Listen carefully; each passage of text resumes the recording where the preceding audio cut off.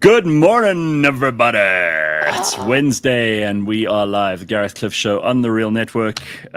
So much to get into today, and we are joined in studio by today's friendly co-host, Sunil Osman. How are you? I'm good. Nice to see you, dude. You too, man. It's been a while. You haven't been to our new digs. No, I'm really enjoying. You like what we've done with the place? Oh, it's amazing. There's books and everything's so perfect. So great, huh? I love the mural of Mandela. It's amazing. So that I actually have a real artwork. It's not expensive. It's not like it's some kind of thing that I bought at an auction for millions and millions of rands. But I've got a similar picture at home.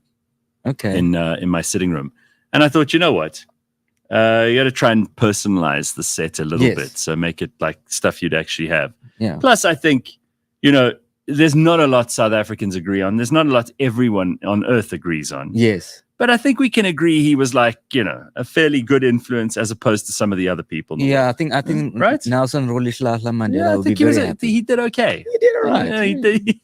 His books are a bit thick. He did better than most of us. Yeah.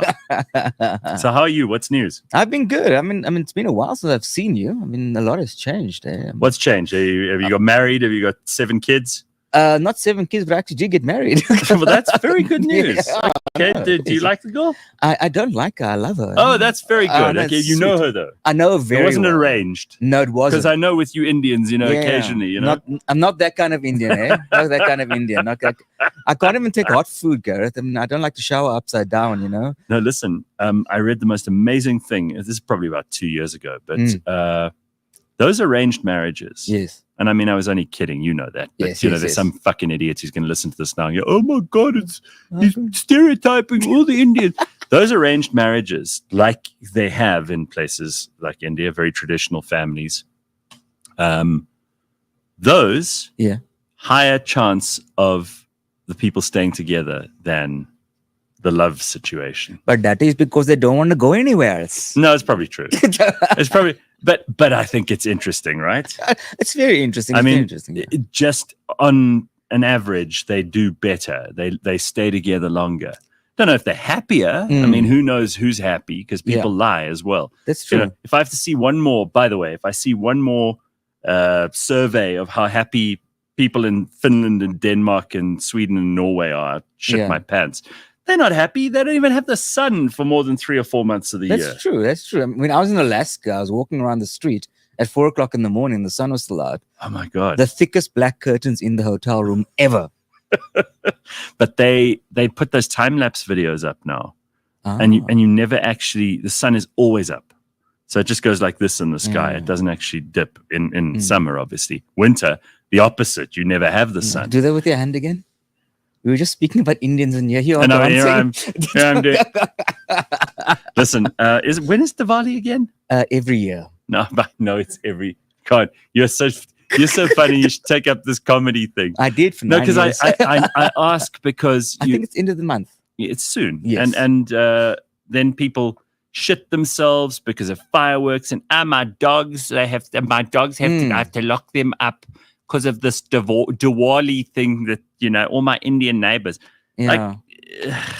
But the thing is that with the dogs, I mean, I spoke to a friend yesterday and she was saying she got more scared than a dog. Well, that's why a dog's probably an issue. Because the dog is it's like parents. If your children are badly behaved, it's because you're a bad parent. That's true. If your dogs are badly behaved, usually, before I have some like lunatic cat lady phone me and like shit on me, because everything I say on the show now, just people immediately, you can always tell when somebody is in their own head the whole time. Yeah. Because they relate everything to themselves. So in other words, I could talk about cured ham. Yes. Okay. For the desire of talking about something completely out of left field. And there will be someone who calls in and says, well, when I last had cured ham. That's not the point. We're talking about the subject. We're not talking about your experience of the subject. And there are some people who, as soon as you talk about something, they immediately have to make it about their own experience with that thing. I mean, you probably haven't seen any of this. Most people wouldn't have. But since Friday last week, I spoke about old Liam Payne from One Direction. Yes, I did see that. Turns out, by the way, they published his tests, the toxicology tests. COVID negative, all the drugs positive. Wow. all the drugs. He did like cocaine, pink cocaine, MDMA, ketamine. This guy was I mean, I'm surprised he could even find the balcony door to Maybe he was jump trying to actually walk across a bridge. probably to the other world, and he did. He succeeded. Yeah. Let's give him credit where it's due. Yes. Anyway, I spoke about this, and you cannot believe the number of people who have messaged me, especially on Instagram for some reason. I think maybe like all the woke people who fled Twitter when Elon Musk took it over, they've all gone to Instagram. That's why it's X, because it's the X. Yeah, and It's my X. and there's an exodus, obviously, of these fucking lunatics. Because then they go on Instagram, and the kinds of comments I've been getting, apart from the overwhelmingly positive people who've said, "Oh, thank you, you're saying something that's true." Because all I said basically is that life is too precious, suicide is stupid, and you're a very selfish, very dumb individual if you kill yourself over your feelings. Yeah, if you haven't reached out your feelings are a terrible thing to use as a barometer in life, right? Because they change all the time, and they're just the result of chemical activity in your head. Yes. Your brain has the ability to be a chemical laboratory and create happy or sad chemicals. Yeah, no, exactly. And some people obviously struggle to make the happy chemicals, and some people need other external chemicals to help them get there. But the kinds of comments, I mean, apart again from the majority of people who are like, yeah, we agree with you or whatever, or disagree but have a point to make, there's always those people who are like, but I know someone who. Yes. Like, I just wish we could get some people to understand that anecdotal, personal experience, lived experience stuff is not evidence. Yeah, it's not. It's just a story. Yeah, and often you find that a lot of those people who are making those comments are actually speaking from a point of ego for themselves. Well, it's the only purchase they have on the issue, right? Like, that's it. They haven't ever thought about it. They don't know how these things work. They also think that because they've experienced something, like let's say, oh, I've got a friend who died of a drug overdose. Then they think they're an expert on drug overdoses. Yeah, exactly. I'm like, we all know someone who's done something dumb. That doesn't make you an expert on dumb. Exactly. Does it? No, it doesn't. Anyway, yeah. It's amazing to me how, like, you also bring up a statistic. You say, for example, 80% of arranged marriages, to go back to that, last longer than... Well, if you're getting arranged marriage at the age of 8 and 11, you don't know much. Well, okay, but let's not get distracted. So I'll say, for example, 80% of arranged marriages last longer than 80% of marriages where people fall in love. Yeah. And then invariably, you can almost go like 10, 9, 8. And by the time you get to 1, there's somebody who's like, but I'm not like that. Oh, yeah. I didn't ask you. You may think you're some kind of miracle outlier, but we're not talking about individual cases here. We're talking about the statistic, the general, the mean. Did you ever do maths and take 20 numbers and find the average? You know, take the 20 numbers, divide them by 20, you get the average of those numbers. Yes. I don't want to hear about number 14. Yeah. These people are incapable of doing those kinds of calculations in their heads. Yeah. Well, standard grade maths, and now with the mathematical pass rate of 30%, it kind of helps. Maths literacy. We've got a bunch of people. Some people can't even spell the word literacy. Maths lit. They don't. They call it maths lit because they get beyond like the T, and they're like, what happens next? Yeah. So my favorite example of this is you'll say, women drivers crash more cars than men drivers, which is a fact, by the way. Yeah. And then you'll get someone saying, but I'm a very good driver. Yes. You're like, no, Cheryl, I wasn't talking about you. We were talking about the statistical average. Yes. Anyway, I mean, now everyone's an expert on mental health because, they've got a kid who's on ADHD medicine. So they want everyone to know that their kid's on ADHD medicine because they think that that's actually a bit of a flex. Okay. Like I've got such a clever kid that he needs to be on meds because he's too advanced. Yeah, that's really, deep down, that's what they're saying. They just don't want to talk about it. They want to be part of something. Oh, yeah. Yeah, and they want to be special. Yeah. Everyone wants to be a bit special. Special. Yeah. Right, of course. So that's been happening, which has been hilarious. And I got talking to someone last night because I went to this dinner about, how there was this kid who took a phone. They smuggled a phone into an exam because it's exam time Yes, now. yes. And they were using ChatGPT to help them answer. Oh, so my gosh. there was this kid who was behaving strangely in the examination room, and the teachers kind of observed him for a little while, and then they figured that he was sitting there and inputting stuff into ChatGPT for an essay question.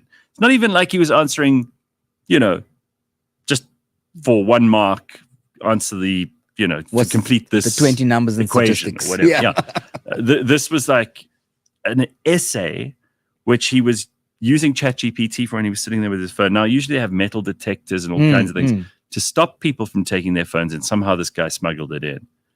And the teacher, she wasn't the teacher who was in the hall, but she was telling me the story. I mean, we thought we were breaking the rules when we had crib notes on the inside of our pencil cases. Yes. I mean, I remember I had this like mess of a pencil case, and all over it were written scientific equations, because they never gave us the equation. Now they give you the equation in the test, in the examination questions. But we used to I'd try to hide it in the scribbles on my pencil case, and I'm like, all I have to do now, I mean, if I wanted to know that stuff now, I just get on. Everyone has a phone. Yeah, but I'm just come back to the crib notes. I spoke to a gentleman 2 days ago, and because he was complimenting me on my tie. I was dressed for an event. Oh, wow. And then nice. You're saying that back in the day when he was at school, they used to have those ties with a clip, an elastic band. Like a clip-on tie. Yeah. No? And then they used to have this elastic that stretches here. So they used to stretch it out and write the notes, the crib notes on that. And so that when it goes up, you can't see it. Them. Wow, people are really industrious. There's always going to be a new way to cheat. Exactly. Huh? It's like these companies that hire hackers because they want to like leapfrog to the people who are at the very leading cutting edge of discovering ways of cheat coding essentially the system. Basically. So I think that's fascinating. But if you are going through exams at the moment and it's stressful and all the rest of it, it's not the worst thing. You'll get over it. It'll be fine, but good luck. Yeah. Do you remember anything that you wrote in matric? No, but I do remember the one maths paper. I didn't know what the hell was going on. So I just wrote something random down. I just wrote, look, I still passed it, so I'm good. Oh, well, that's all right then. I remember. I did get one distinction, which is great.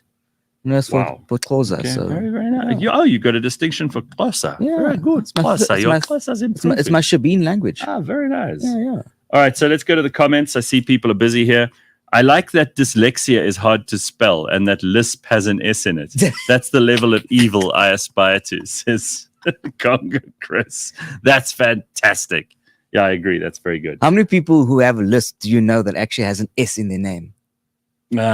That is the thing I find a lot. Oh my God. I remember a kid who was at school with me and his mom named him Keith. Yeah. Keith. With and she couldn't say the like Gareth. She would say Gareth and Keith. I was like, oh yeah. Surely she knows. Like must be. Well, do you think people like that can't hear that? That's how they. Maybe that's how they're trained. So you have to. We're naming you this as a child, and we're gonna keep teaching you how to lisp for the rest of your life, so that people can make fun of you at school level. Well, that would be very cruel. Very cruel. Okay, lots of people talking about Sia and Rachel Khaleesi. People are very upset. Carl DeSantis is like, when Diana and Charles got divorced, I'm heartbroken for Sia and Rachel Khaleesi. Wah! Are you upset? I'm more upset, and I'm getting in trouble for this, but I'm more upset for the colored community. Why are you upset for the colored community? Because they say that black people marry white people to make more coloreds. Oh, okay. I didn't know we were running low on coloreds. I prefer mixed race. I didn't know we were running short of coloreds. Did we have too few coloreds? I don't know. Witty. What's the proportion meant to be? Are we meant to have a certain quota of coloreds in the country? I don't know the statistics, Gary. But they've made their children. They have? Yeah, they've got kids. So maybe it's actually going to spread some more. More white women. Yeah. I don't know. I mean, it took me a long time to even realize because I don't pay attention to sports. I don't watch a lot of sport, and I don't read like You magazine. So I didn't even know. I thought Rachel was black for a long time until I saw a picture of her. Rachel?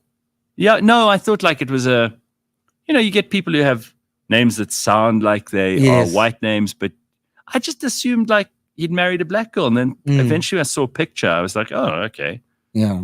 It's like Musi Maimane's wife is white. And like, it's not a thing anymore. It's not like, wow. It's so back in the old days in apartheid, it was obviously a thing, right? Yeah. Like if you saw a black girl and a white guy dating or vice versa, it was a big thing. Yeah, you had to run to Botswana in case you get locked up. Well, yeah, because there used to be actual rules, the Immorality Act. Yeah. That the old regime. Yeah, I mean, obviously we were joking about the Can you colors. imagine calling it the? By the way, can we just point out, like calling it the Immorality Act? And it's like, this is what are we going to call it? This is exactly. So it's to those oaks, it was immoral for you to love somebody just because they had a different skin color. Yeah. Immoral. Yeah, but I mean, obviously we're joking about the colors and things, but I mean, when you travel beyond our borders, that's when you realize how young our nation still is, because it's not unseen that you'll have a Filipino marrying a black guy from Jamaica. Yeah, love is love, man. I feel kind of sorry for Rachel and Sia just because they're in the public eye, so now everybody's going to want. I mean, they've had to release this statement. And like we mutually have agreed to have a very adult conversation about this. They have to use a lot of words. Yeah. It's like I'll never forget when that idiot Gwyneth Paltrow and idiot Chris, what's his name, from Coldplay? What's his name? I want to say Hemmingsworth. I don't know, whatever. No, man, the dude from Coldplay, they were married, remember? And then when they got divorced, they called it a conscious uncoupling. Wow. I was like, you guys are working way too hard. Well, maybe Sia and Rachel would still be together if their marriage was arranged. Maybe. Hey, that's what we've learned. Got to get your marriage arranged, and then it will last, you assholes. All right. So if you think I give a shit about Sia's marriage, they must think again, says Patrick. Well, not everybody cares, clearly. No. Some people really don't. CAW license plates, aka George drivers, are by far the worst. They are worse than Eastern Cape plates. Okay, Congo Chris is bringing up something that I'm telling you. I used to say this, and I used to get huge amounts of like feedback from people, positive and negative. In Gauteng, the worst drivers are not GP number plates. They're just not. The really bad drivers in Gauteng are Free State number plates, Mpumalanga number plates, Northwest number plates, Limpopo number plates. And Noor, ND. Oh, and from KZN. You're right. Yeah. Because KZN has kept that thing where you can actually tell roundabout where someone's from. Yes. The old system, like each province had their thing in front or at the back, and then they'd have like some letters that indicated you were from a certain town or whatever. But we don't have that anywhere in the country now except for KZN. So NUR is for Umhlanga Rocks. Oh, wow. No. I didn't know that. NT, Tongaat. ND used to be Durban, still is. Yes.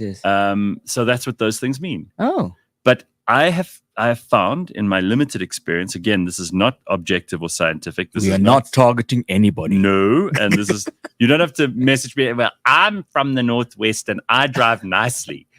That's not what we're asking you here. Disclaimer like I found done. that the four provinces that immediately surround Gauteng just produce some of the most terrible drivers. And when they're in Joburg, I don't know, maybe at home they just drive a bit better. Maybe we drive badly in those provinces, but I would like to know. I mean, defy me if you've had a completely different experience, and try to be as objective as possible. Like, you can't just base this on the one Free State driver who took your parking yesterday. There are people who drive extremely badly in Gauteng, so I'm just going to say that they come from other provinces. Yeah, I think there's also like there's a weird when you drive in traffic in Gauteng, you find the people are like really urgently wanting to go everywhere all the time. Maybe, hey? And I mean, I was not involved in the hijacking, but I was at a traffic light on what is now called Winnie Mandela Drive. Yes, old William Nick. That's the one. And there was this I heard guys, they only changed it because they were cheap and they wanted to they only wanted to complete from WI on. They kept Winnie Mandigizelaman, but they got rid of the last bit because they thought they'd save money on the first 2 letters. Is that bullshit? You'd never know. I mean, I was at the traffic light and these guys jumped out of a taxi, and they were coming towards my car, but then they hijacked the person next. Oh Jesus! This all happened right there in front of you. Guns and everything, and then the people had to jump out the car. They had the guns against their head. They jumped into the car, and instead of doing something, when the traffic light turned green, the people were hooting so that these hijackers hurry up, have to drive. Yeah, it's been too normalized. Oh my God, Gauteng is a rough place. Hey, apparently there was a shooting yesterday at some mall, and you know they now people in Gauteng are just like, well, just avoid that area. It's not like, oh my God, there's a shooting. Yeah, avoid the area. Avoid the area. There's shots have been fired.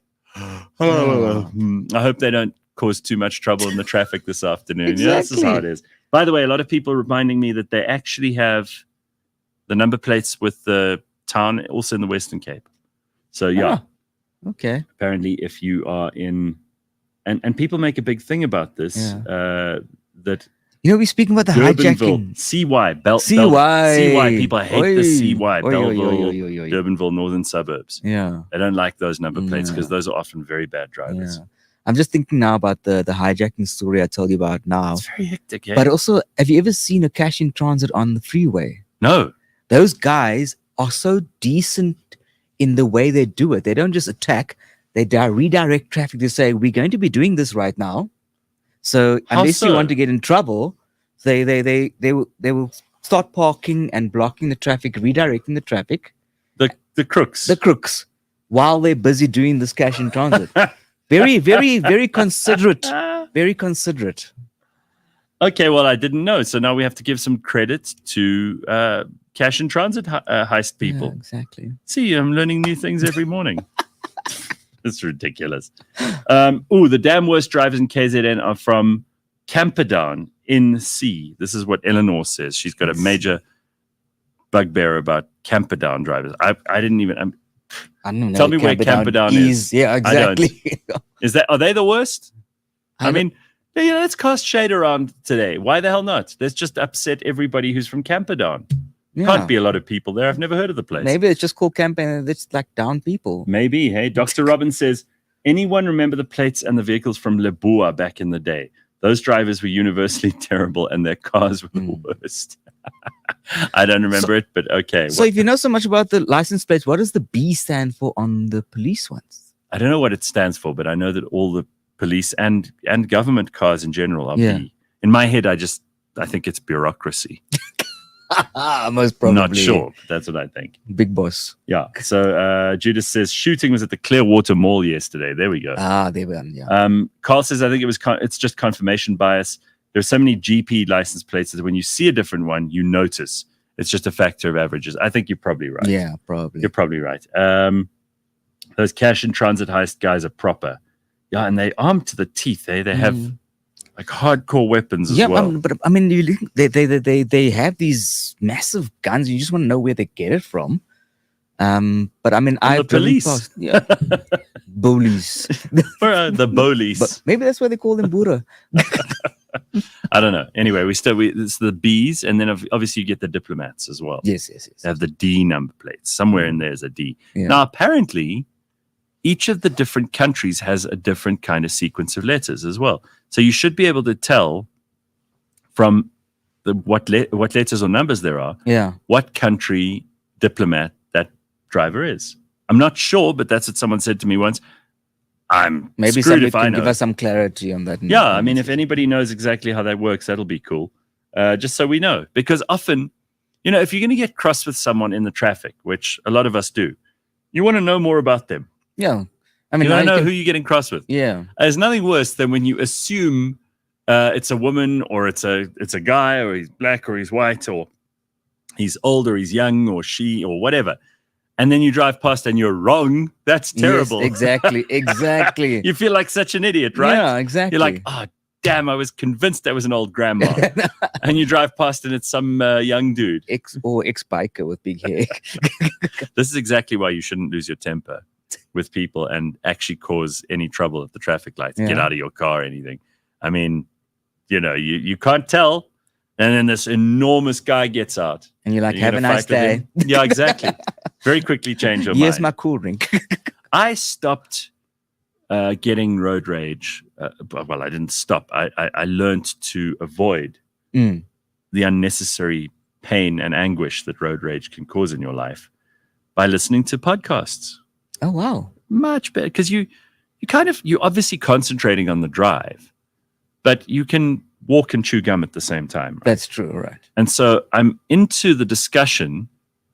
So my brain is too occupied and at that point unemotional to get upset if something happens in the traffic. Whereas if I'm actually only concentrating on the traffic, like if there's no talking, if it's music, I'll still get upset because music actually, if anything, is like an emotional trigger. Yes. Right. I mean, it can be beautiful. It can make you very happy and very positive. Depending on what you're going through. But similarly, there is music that will put you in a foul mood. Yes.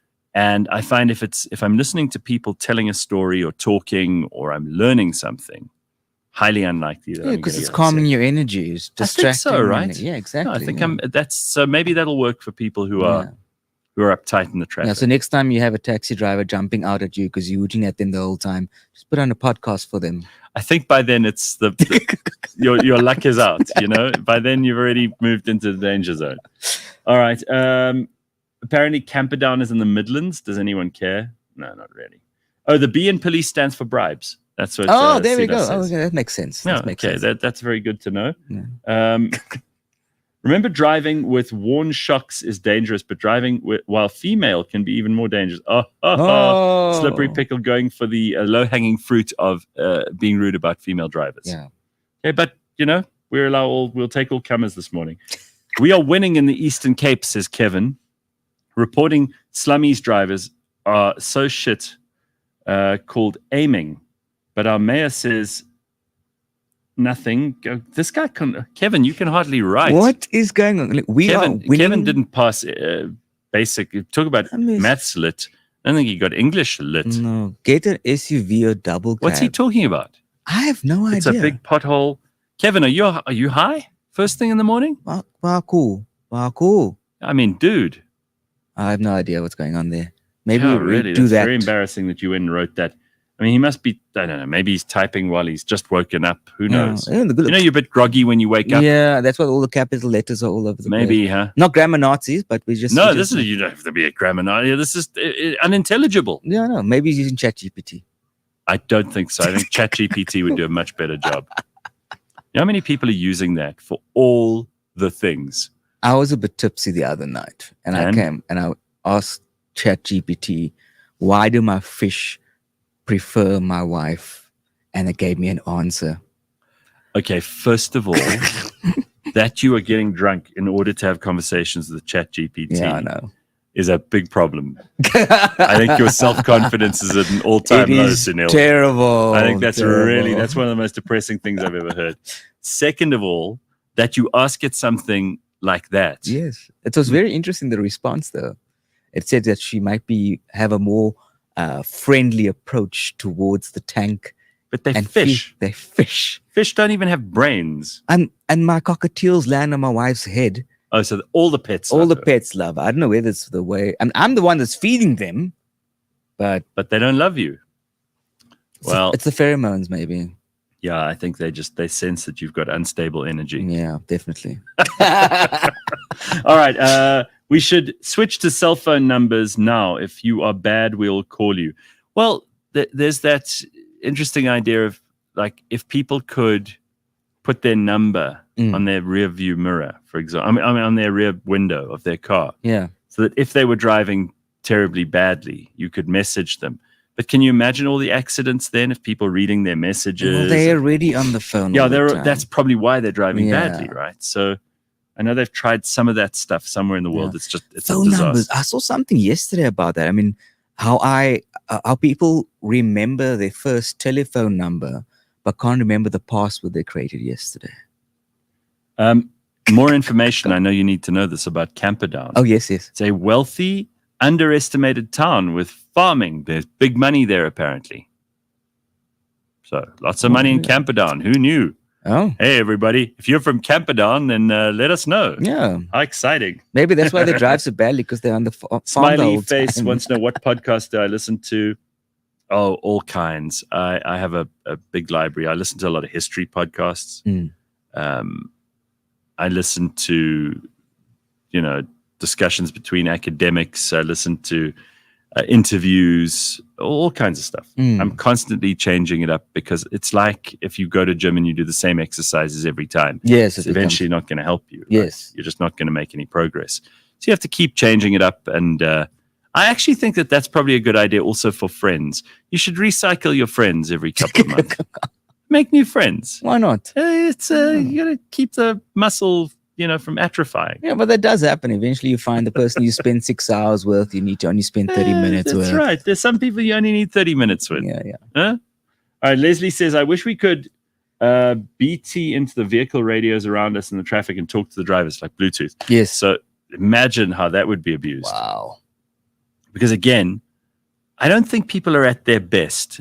I don't think this is a stretch, but people are not at their best in the car.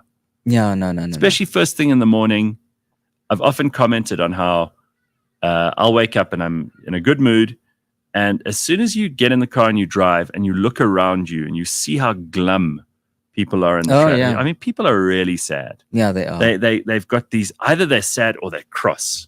They've got these angry looks on their faces. And you think, so early to be cross. Yeah. How can you've already had the worst day ever? Yeah, that's a nice way to carry the energy throughout the day. Yeah. And I promise it wasn't the traffic light's fault. It doesn't hate you. It's a bad podcast. Yeah, but the traffic light doesn't hate you just because it was red. Yeah. And you wanted it to be green. That doesn't mean your whole life is falling apart. That's if the traffic light is working as well. But a perspective. Because, you get these people, fuck. As soon as they come up to a traffic light and it's red and you're like, it's meant to go red.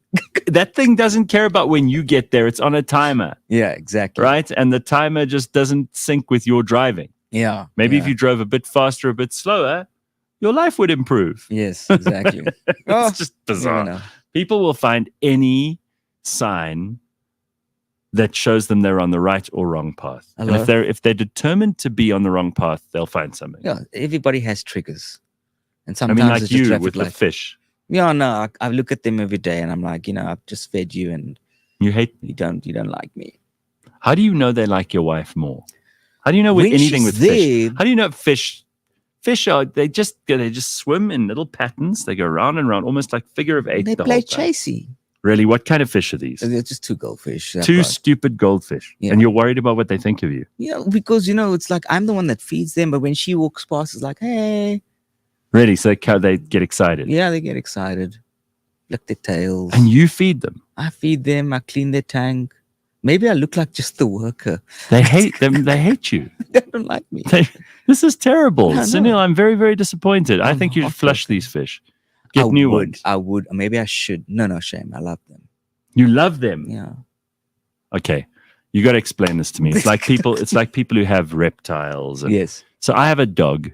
Yeah. I've had cats before. I've had birds and rabbits and all kinds of things. Birds are okay, but they're not particularly affectionate animals. I mean, they're better than fish. Yeah, well, my birds are very affectionate. You said you have what? I've got two cockatiels. Cockatiels. Very tame. The ones with the yes, they fly and they talk. And they talk? They talk, yes. And they've got the rosy cheeks. Yeah, right. The male does. Yes, okay. Yes. And what are their names? Georgie and Georgina. Oh, very original. Totally. Georgie and Georgina. Okay. So have you taught them any bad words? I think the one says tsek. Tsek. Yeah. It's very South African. No. She was younger. So if she doesn't get food, tsek. Okay. But birds, okay, fine. Like I can understand a bird. Fish, zero personality. And people who have reptiles, there's no way you can have an affectionate relationship with a reptile. Have you ever fed a goldfish from your hand? So it eats out of your hand. You can tame fish to eat out of your hand. Because they're so stupid. That's not a sign of affection. They want the food. Well, they just look at you like... No, dude. I think you need more interesting pets. A lot of people criticizing Kevin for his illiteracy this morning. Kevin had his morning nyaupe, says Bitcoin But. Kevin is chatting and driving with Maths Lit. The fish prefers your wife because they're attracted to the same smells as Bitcoin But. That is revolting. What is wrong with you? Oh my gosh. After 30, your friends are your friends. You're not interesting enough to make new friends, says Carl. Do you think that's true? No, I don't think so. It all depends on where they match your energy. Hang on. Why am I even asking you this when you're trying to be friends with fish? Well, at least they don't talk back, Oh, yeah. Okay. So you just want someone to shut up and listen to you. Yeah. I like that. I keep changing podcasts or taking breaks from them, but never this. Do you sprinkle muti on those mics, Garrett, says Mapello. Well, Mapello, you're part of the family here. You're part of the furniture. By the way, I saw the chairperson of the comment section, Ruth, yesterday, and rebellious Ruth, and she has decided that she's going to abdicate her responsibilities as the chairperson of the comment section. Oh, wow. So I want to tell everybody in the comment section today, the chairmanship is up for grabs. Wow. Basically, anyone who feels that they want to take responsibility for the entire comment section and kind of marshal everybody, keep them in order. Except for Kevin. Good luck. Listen, it can't be Kevin. But anyone else, we're happy to have you step up and take responsibility this morning. All right. And not just this morning, but going forward. Ruth is like, she's had enough. It's too much. She can't bear it. It's making her tired. It's being in charge of the comment section is exhausting for her. Yeah. And she's very busy. So she said she'd be happy to hand over the responsibility. So anybody who wants to take that over, it's now available. You want to be the boss of the comment section? We'll give you a special title and everything. I've already appointed Congo Chris. Did I? No, I didn't. That wasn't an actual appointment. Don't bring your HR rules to me. Okay, we don't follow those HR rules here. There's no such thing. You can't. You know, like those people who go for a job interview and they interpret it wrong that they got the job. Oh yes. And then they like sue the company because they think they were employed. Yes. That doesn't happen here.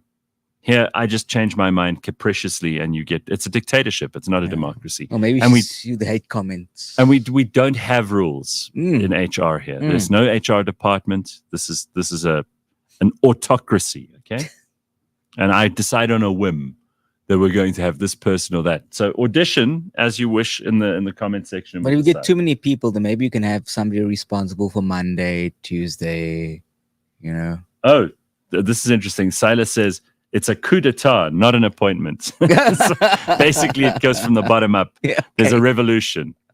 All right. So you wanted to talk about Afrikaans TikToks. Are you doing these? Yeah. So I'm doing quite a lot of Afrikaans TikTok videos. Why? Is that where the audience is? I think it's, so I'll tell you the background behind it.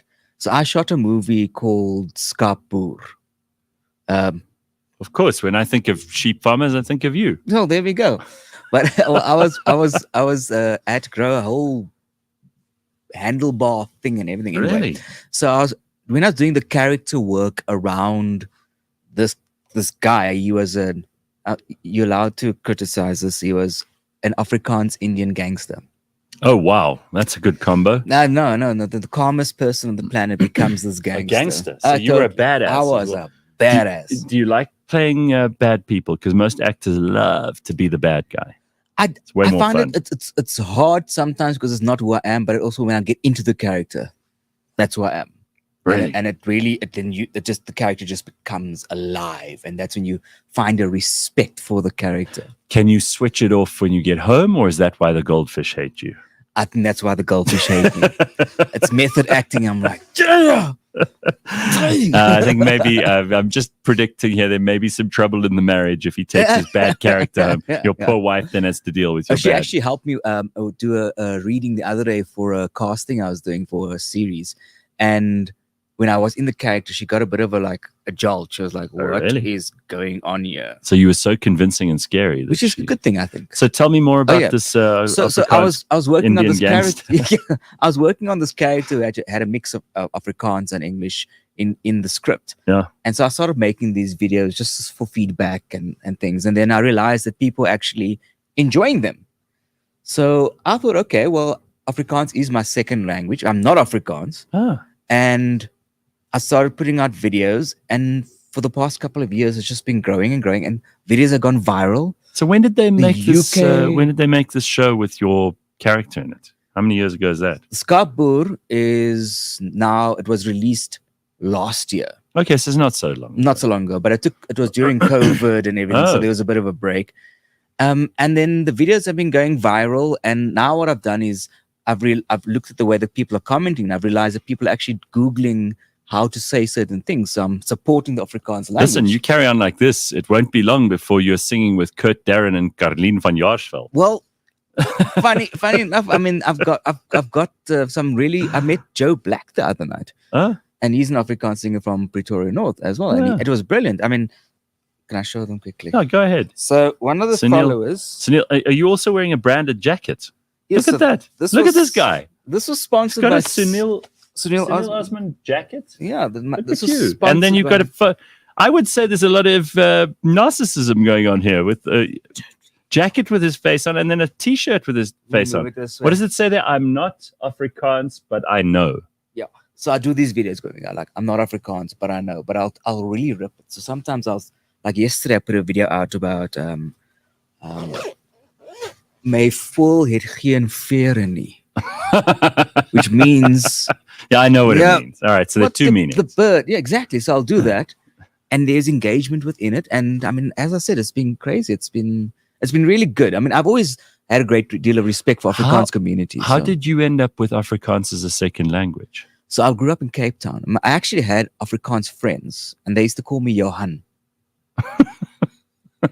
Jeez, how the hell did that happen? Sunil Johan. All right, cool. Yeah, at one stage, I was going to change my name to Sunil, Brandon, Sipo, Johan, Osman. So you had one of every language I could understand. That's very diverse. You're like a diversity, equity, and inclusion person all in one. I like it. All right, and this character is now taken off, so people like it. Yeah, the character itself was for the movie, but the people are liking the video. So if I go to something and something comes up, I'll just do it. I don't rehearse them. I do it on the spot. If I do a response comment, I respond immediately. I don't do the whole rehearsal because then it's not authentic anymore. But you've now got this character in your head, so you don't have to. He's an actual person in your mind. In my mind, yeah. So it's not like you have to sit there and fabricate something or think about how he could be funnier. He just reacts naturally. Yeah, and now I've slipped into just being me instead of the character when I do the videos. Okay. So well, that's good. Psychologically, that means you're not developing multiple personality disorder, which would be a bit of a problem. Yeah, I mean, I was on stage yesterday. I was busy emceeing a bingo tournament. Bingo. Old people?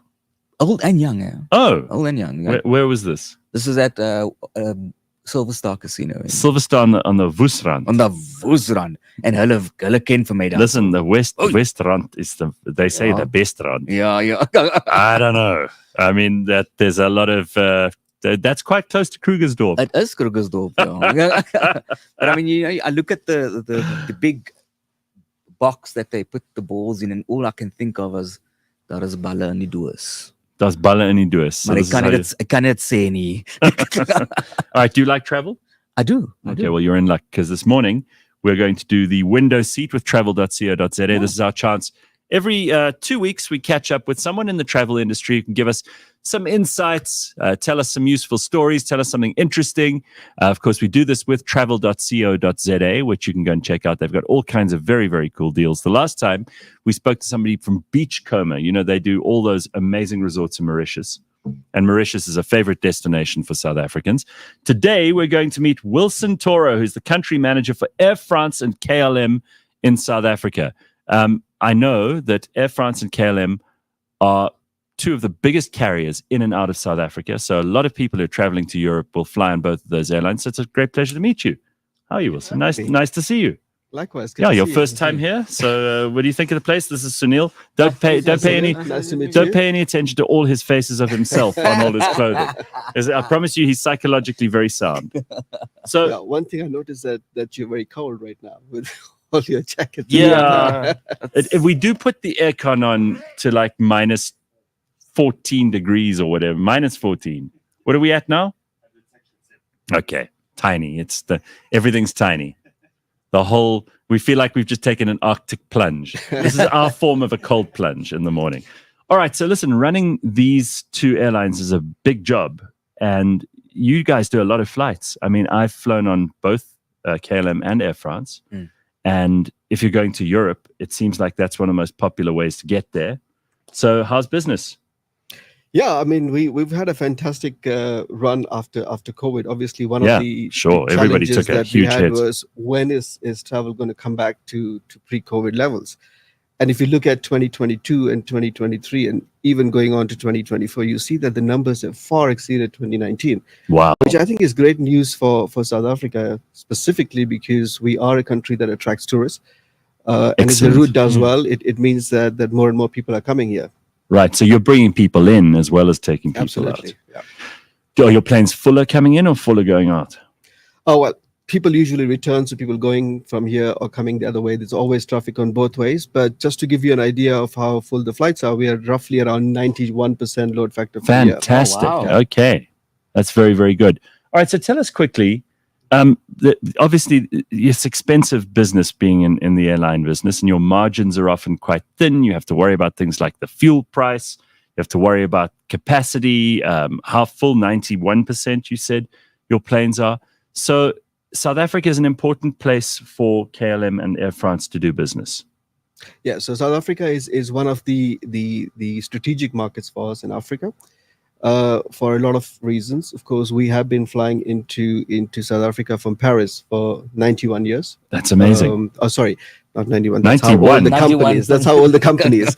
No, 71 years with Air France. So hang on, 91 is also how you got 91% full flights, and the company and Air France is 91 years old. Air France is 91 years old. Huh. Yeah. Okay. We've been flying here for 71 years out of those. And on KLM, Félicitations. on KLM side, we've been flying to Joburg for 85 years. So we have a long history here. We've been committed to South Africa. And most importantly, I think we're the only airline that continued to fly here throughout the COVID pandemic, which means we brought South Africans back, the ones who were stranded in Europe and the rest of the world, but we also took the Europeans back. So there was, of course, a big exercise for us, because getting all the rights, getting all the permissions, especially during the COVID period when the rules were changing every second day, it was quite an operation, I must say. But to answer your question, our commitment to South Africa is very strong. We will also increase our capacity to Cape Town this summer season. So all in all, we'll offer a total of 27 weekly flights into South Africa. Amazing. 27 flights a week. Yeah. That's terrific. And there's also a lot of pressure on airlines to be sustainable, to be environmentally conscious, because they talk about the carbon tax and, your carbon footprint and all of this stuff. Now, I'm not the biggest fan of governments telling us that they can improve the climate by taxing us more, but they pass that pressure on to you guys, and you are doing your best to make sure that you keep the kind of impact that you have on the environment to an absolute minimum. How does that work? Well, I think it needs to be looked at from different angles. The biggest carbon emissions that we have comes from the fuel that we use. Obviously, when you're flying from Joburg to Paris or Amsterdam, we're talking about a few thousands of tons of CO2 in the atmosphere. So that's a responsibility that we take, and we need to do something about it. So that there's many ways of doing it. First, of course, you modernize your fleet, because the older aircrafts, you remember the 747s, which were fuel guzzlers, those are all gone. And now we focus more on twin engine aircrafts. And these twin engine aircrafts obviously have a much lower fuel consumptions, which means less CO2 emissions. So that's the number one part that we want to focus on. We have a lot of new aircrafts coming in. So we replace the 737s with the 321, so it's larger capacity. Right. But also looking at how can we fly directly from point A to point B without taking too many detours. And that is particularly important in Europe. So if you're flying in from Amsterdam to Madrid, it's not a straight line. You always have to, go according to how the air traffic controllers will direct you. And sometimes it means flying 10-15 minutes more. Yes. Can we replace the domestic connections with the rail combination? So if you're flying from Johannesburg to Amsterdam, do you necessarily have to fly to Brussels? You can then arrive in Amsterdam and take the train from the airport like straight into 20 minutes to Brussels from Amsterdam. So there are so many different ways of doing it. Obviously, you cannot take a train from Europe to South Africa, but we're trying to do all of these combinations, work together with the different rail networks in Europe, in France, and also in the Netherlands. And I know that other counterparts in Europe are doing the same. And I think that's really where you can kind of bring in the changes. Can we taxi with one engine instead of both the engines? Okay. What can we do with regards to the wastage on board? So 80% of the waste that's collected on board arriving into Paris and Amsterdam is recycled. So the bigger picture is, can we also do that in the countries we operate? Can we do that here in South Africa? Because I think all of this waste ends up in the landfill, but there is a possibility of recycling. But the most important one is sustainable aviation fuel. So today we use fossil fuel, which of course is the way most of the aircrafts fly. But we use around 1% of our fuel as sustainable aviation fuel. And sustainable aviation fuel, based on the entire chain of this fuel itself, has around 70 to 80% less CO2 emissions. The problem with SAF is that the production is very low currently. Right. We don't have enough SAF in the world, which means that the price of the sustainable high. fuel is 8 times more expensive than the fossil fuel. Yeah, and just as a passenger, I don't care enough about the environment for you to drive up the price of my ticket just because someone somewhere has decided they feel bad about the amount of CO2 in the atmosphere. Keep those prices low. KLM, all the KLM flights fly into Amsterdam from South Africa. All the Air France flights fly into Paris. That's correct. Yeah. So De Gaulle in Paris and Schiphol in Amsterdam? Schiphol, correct. Right. Yeah. Okay, and then from there you can do your... Yeah. I mean, those are two very, very cool places to start. Yeah. Because you can get anywhere from there. If you're going to Europe, that's fantastic. Yeah.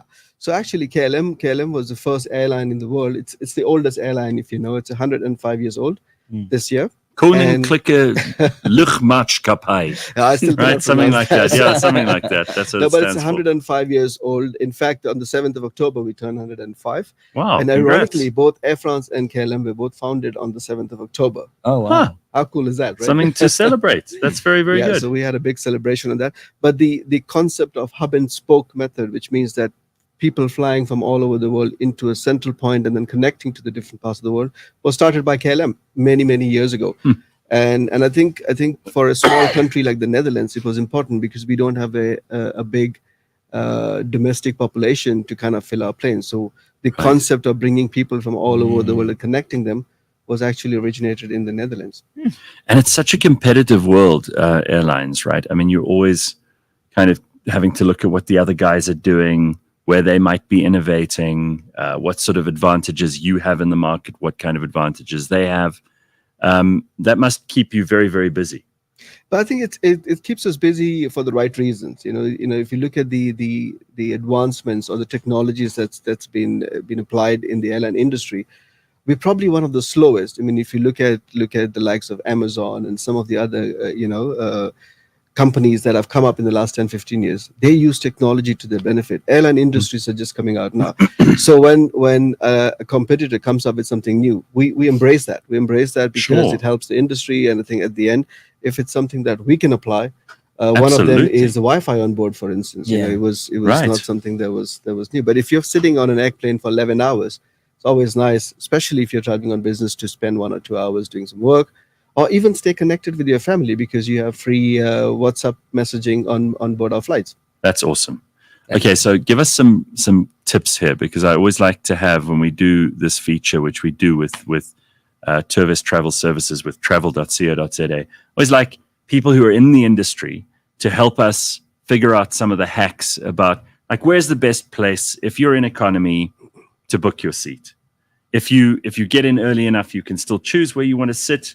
Some obviously you have to pay more for, but where do you, if you had to give advice to a friend or family, where would you say the best place to book your seat should be on the plane? I would say business class. Well, obviously. Okay, sure.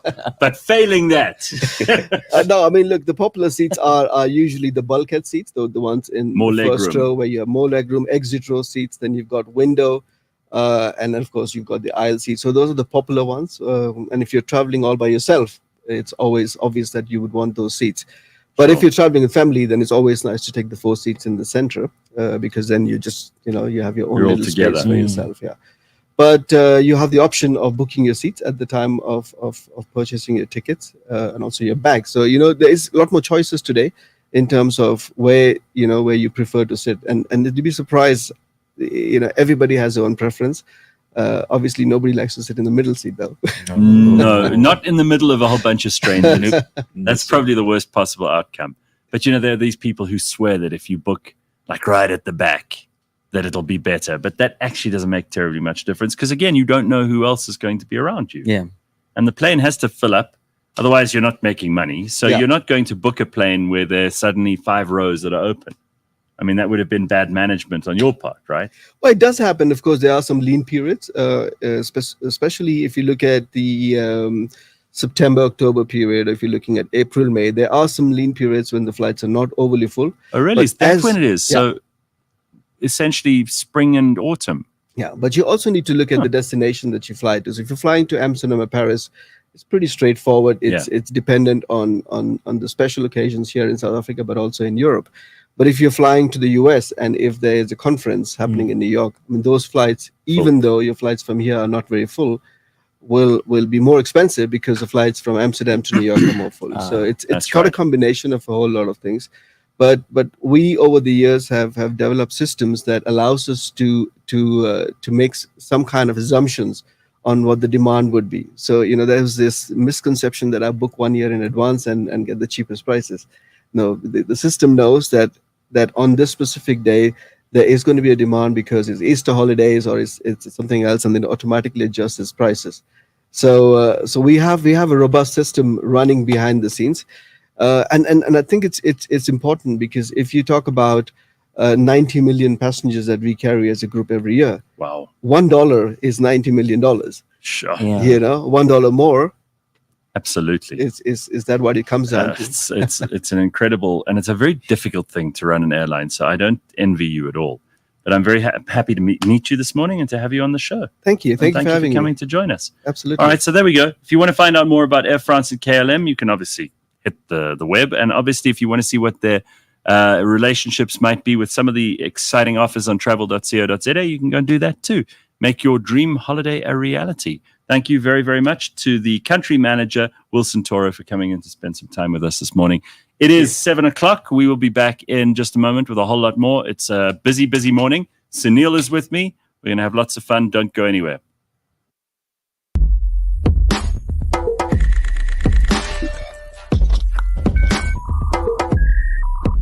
Why aren't you going to do courses that upskill you? I don't know why filmmakers don't do that. Go and learn tricks. Man, I saw that shot. How did you do it? Yeah.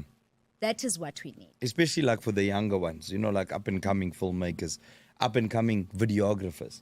Go and watch YouTube videos. I swear, that's what we do here, believe it or not. And we also just puzzling along, is that you go and you upskill yourself and say, okay, well, how did this other guy do this? They've shot this thing and they've edited it in such a way that it's like, this is what we produce. And that's really, I think, that's the best way to get noticed. They make up for in skills what they lack in equipment. Correct. If you're an aspiring videographer, I'd approach a team and I'd be like, yo, I want to come and film. I'm going to come with my guys and we're going to make the most hot content.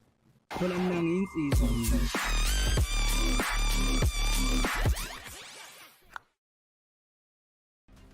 pro tiers. Yeah. There's a comment here from Signet. I used to love cricket. The IPL killed it for me. I don't watch anymore. Also, the pro tiers. See, I mean, That's the last line is the most important. but you know what? That is like a short story in one sentence. I used to love cricket. We all were there. IPL did kill it.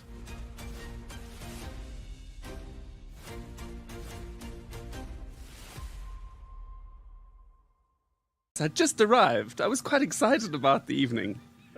Well, back. I mean, the first mistake I made was to say, How are you? how are you? And what did she say? Well, not great. Not great. Then I made the second cardinal mistake. I said, why? And you should have just shut up and moved on. I should have said, Jen, I'm sorry, see you later. I said, why? What's happened? I was confused. I'd just arrived. I was excited. I wasn't thinking straight. I hadn't put on my anti-victim armor yet. I wasn't expecting it. I was at a friend's birthday party. People love it. It's so easy because you don't have to earn it. It's just you find something in your life that makes you slightly uncomfortable. Oh, there's something in my shoe. Well, victims can't generate their own happiness.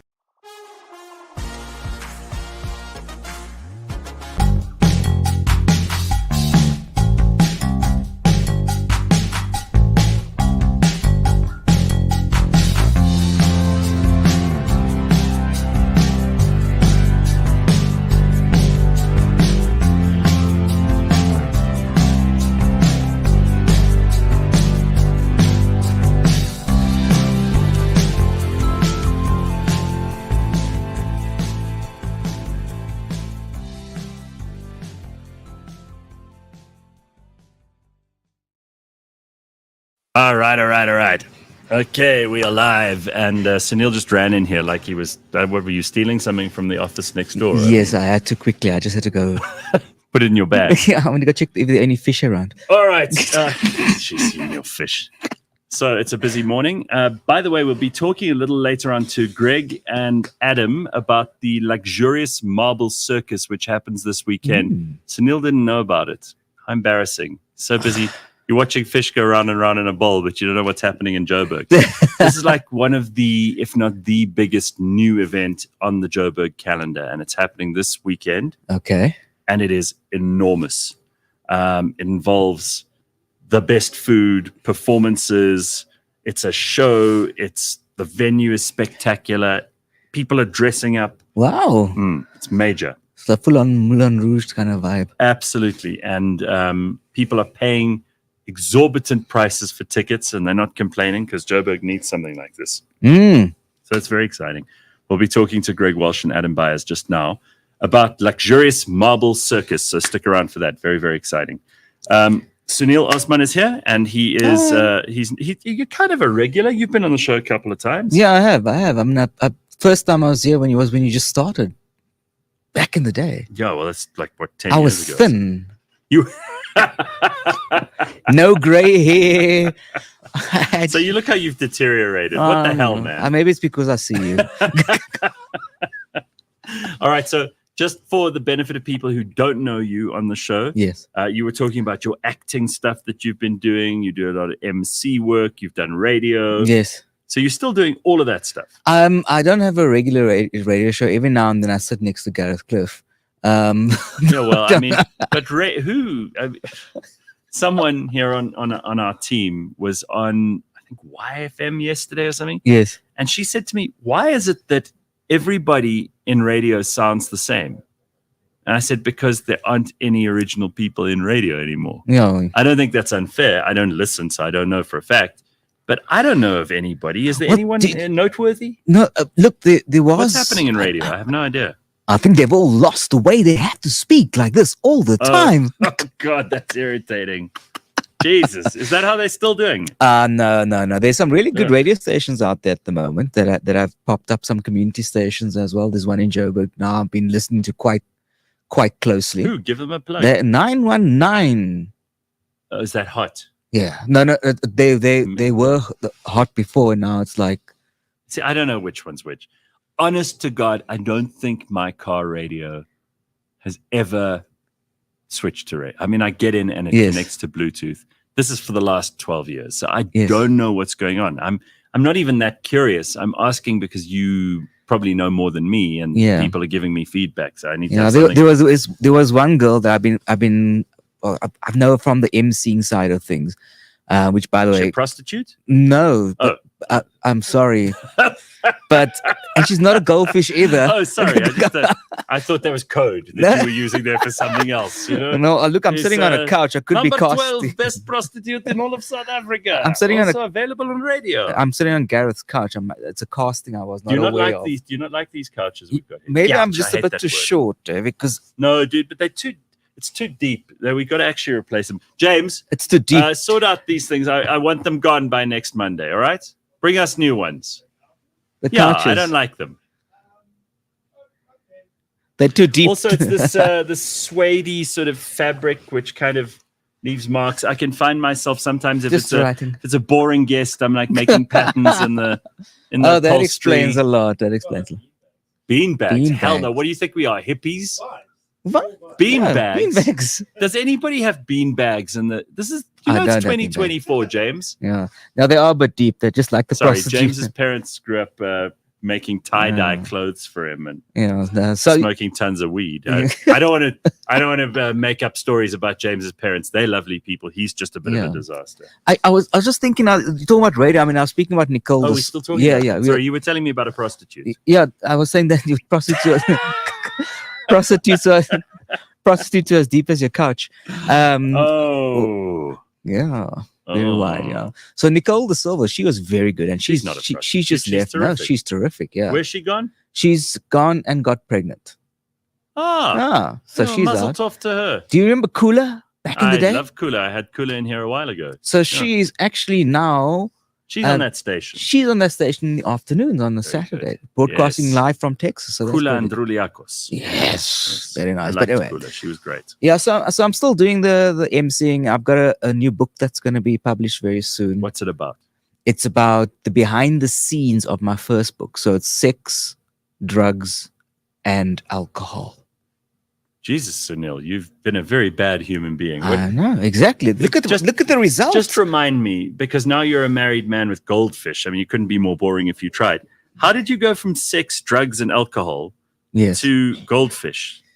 You learn to discover yourself. No, but did you really have a problem? No, I didn't have a problem. It's just about That's just You- clickbait then. You're just It's trying to about- get people to read your book. What do you read the book and it's actually about goldfish?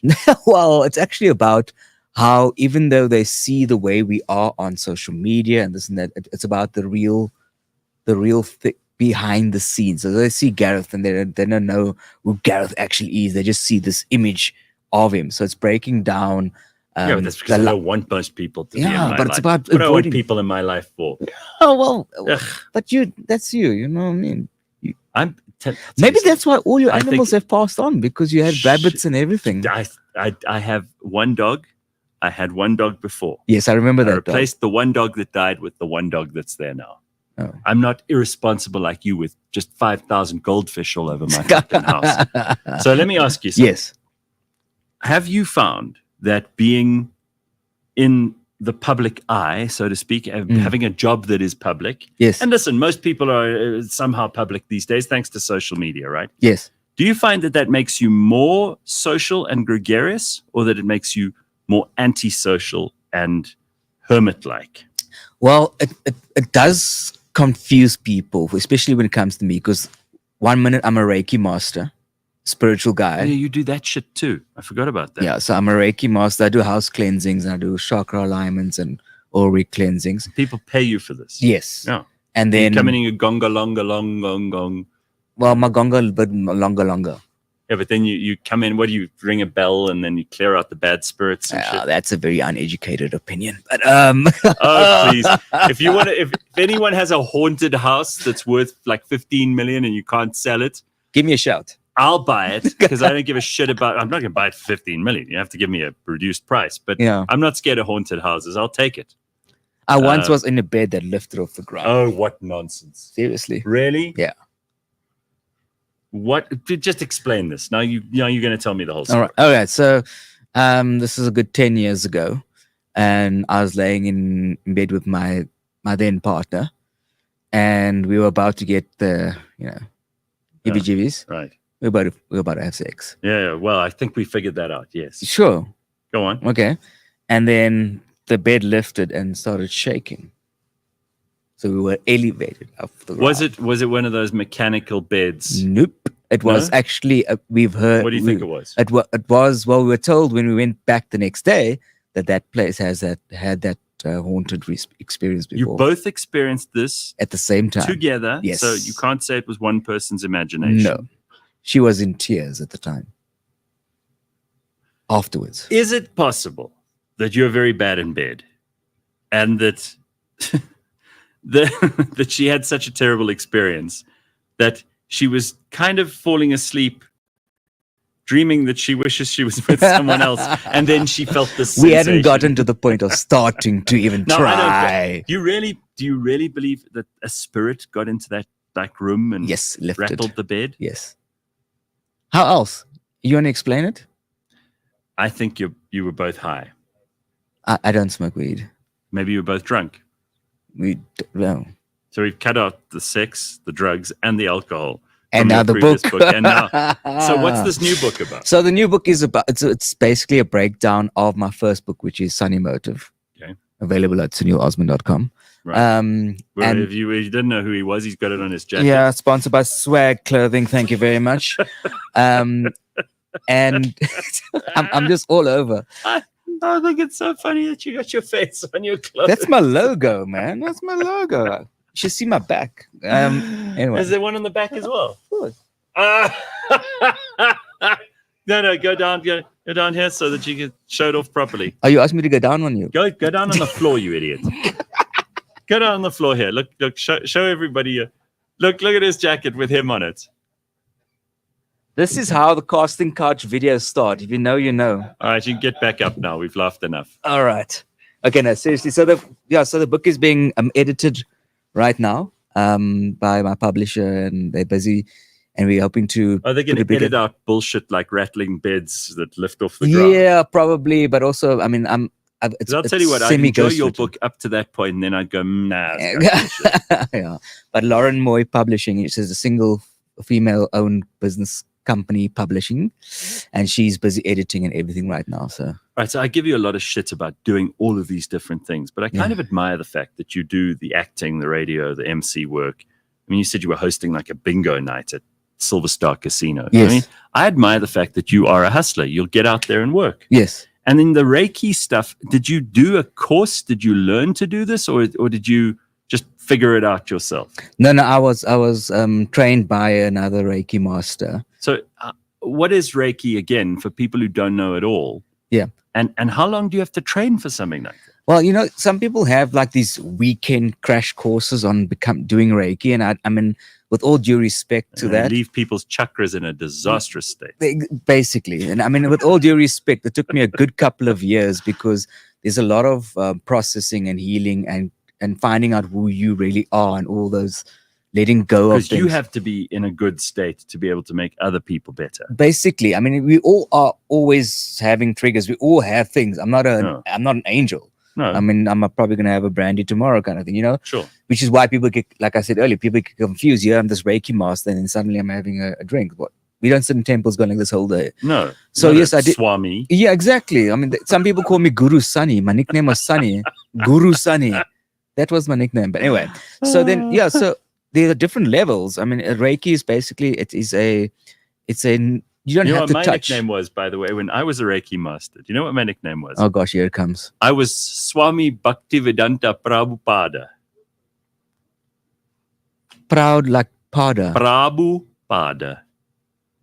I was the real thing. But that was in a previous life. Let's just leave it alone. Yes, another lifetime. I don't want to dig too deep. Yeah. Another lifetime. But there were many things. I healed many many people and many animals and changed the world for the better. Yeah, I do believe that you have healed a lot of people, but that's another story. Yeah, so I mean, I did get trained by a Reiki master, and it's a spiritual, energetic healing. And I've got clients in the UK, in the US. What do you do? Do you actually do you touch people? Do you talk to them? Do you just what happens? I mean, how does it actually work? If I'm doing a distant healing, so say for somebody that's overseas or they're not able to make a face-to-face meeting, then I would go into a meditative state. I would protect myself energetically because you're obviously taking on a lot of crap. Yeah. And then I'd be able to connect with them. But you always have to get permission. You can't just go, okay, you need healing. Let me go. It's like sex. You can't just to take advantage of someone in the street. No. You have to ask their permission. Yeah, or pay them, you know. And do you encounter very, very bad energy with people? Do you find people who are severely intoxicated by nastiness and malevolence? I do. I mean, and sometimes how does that manifest in so experience? I'll find people who have more triggers are the ones that are more damaged.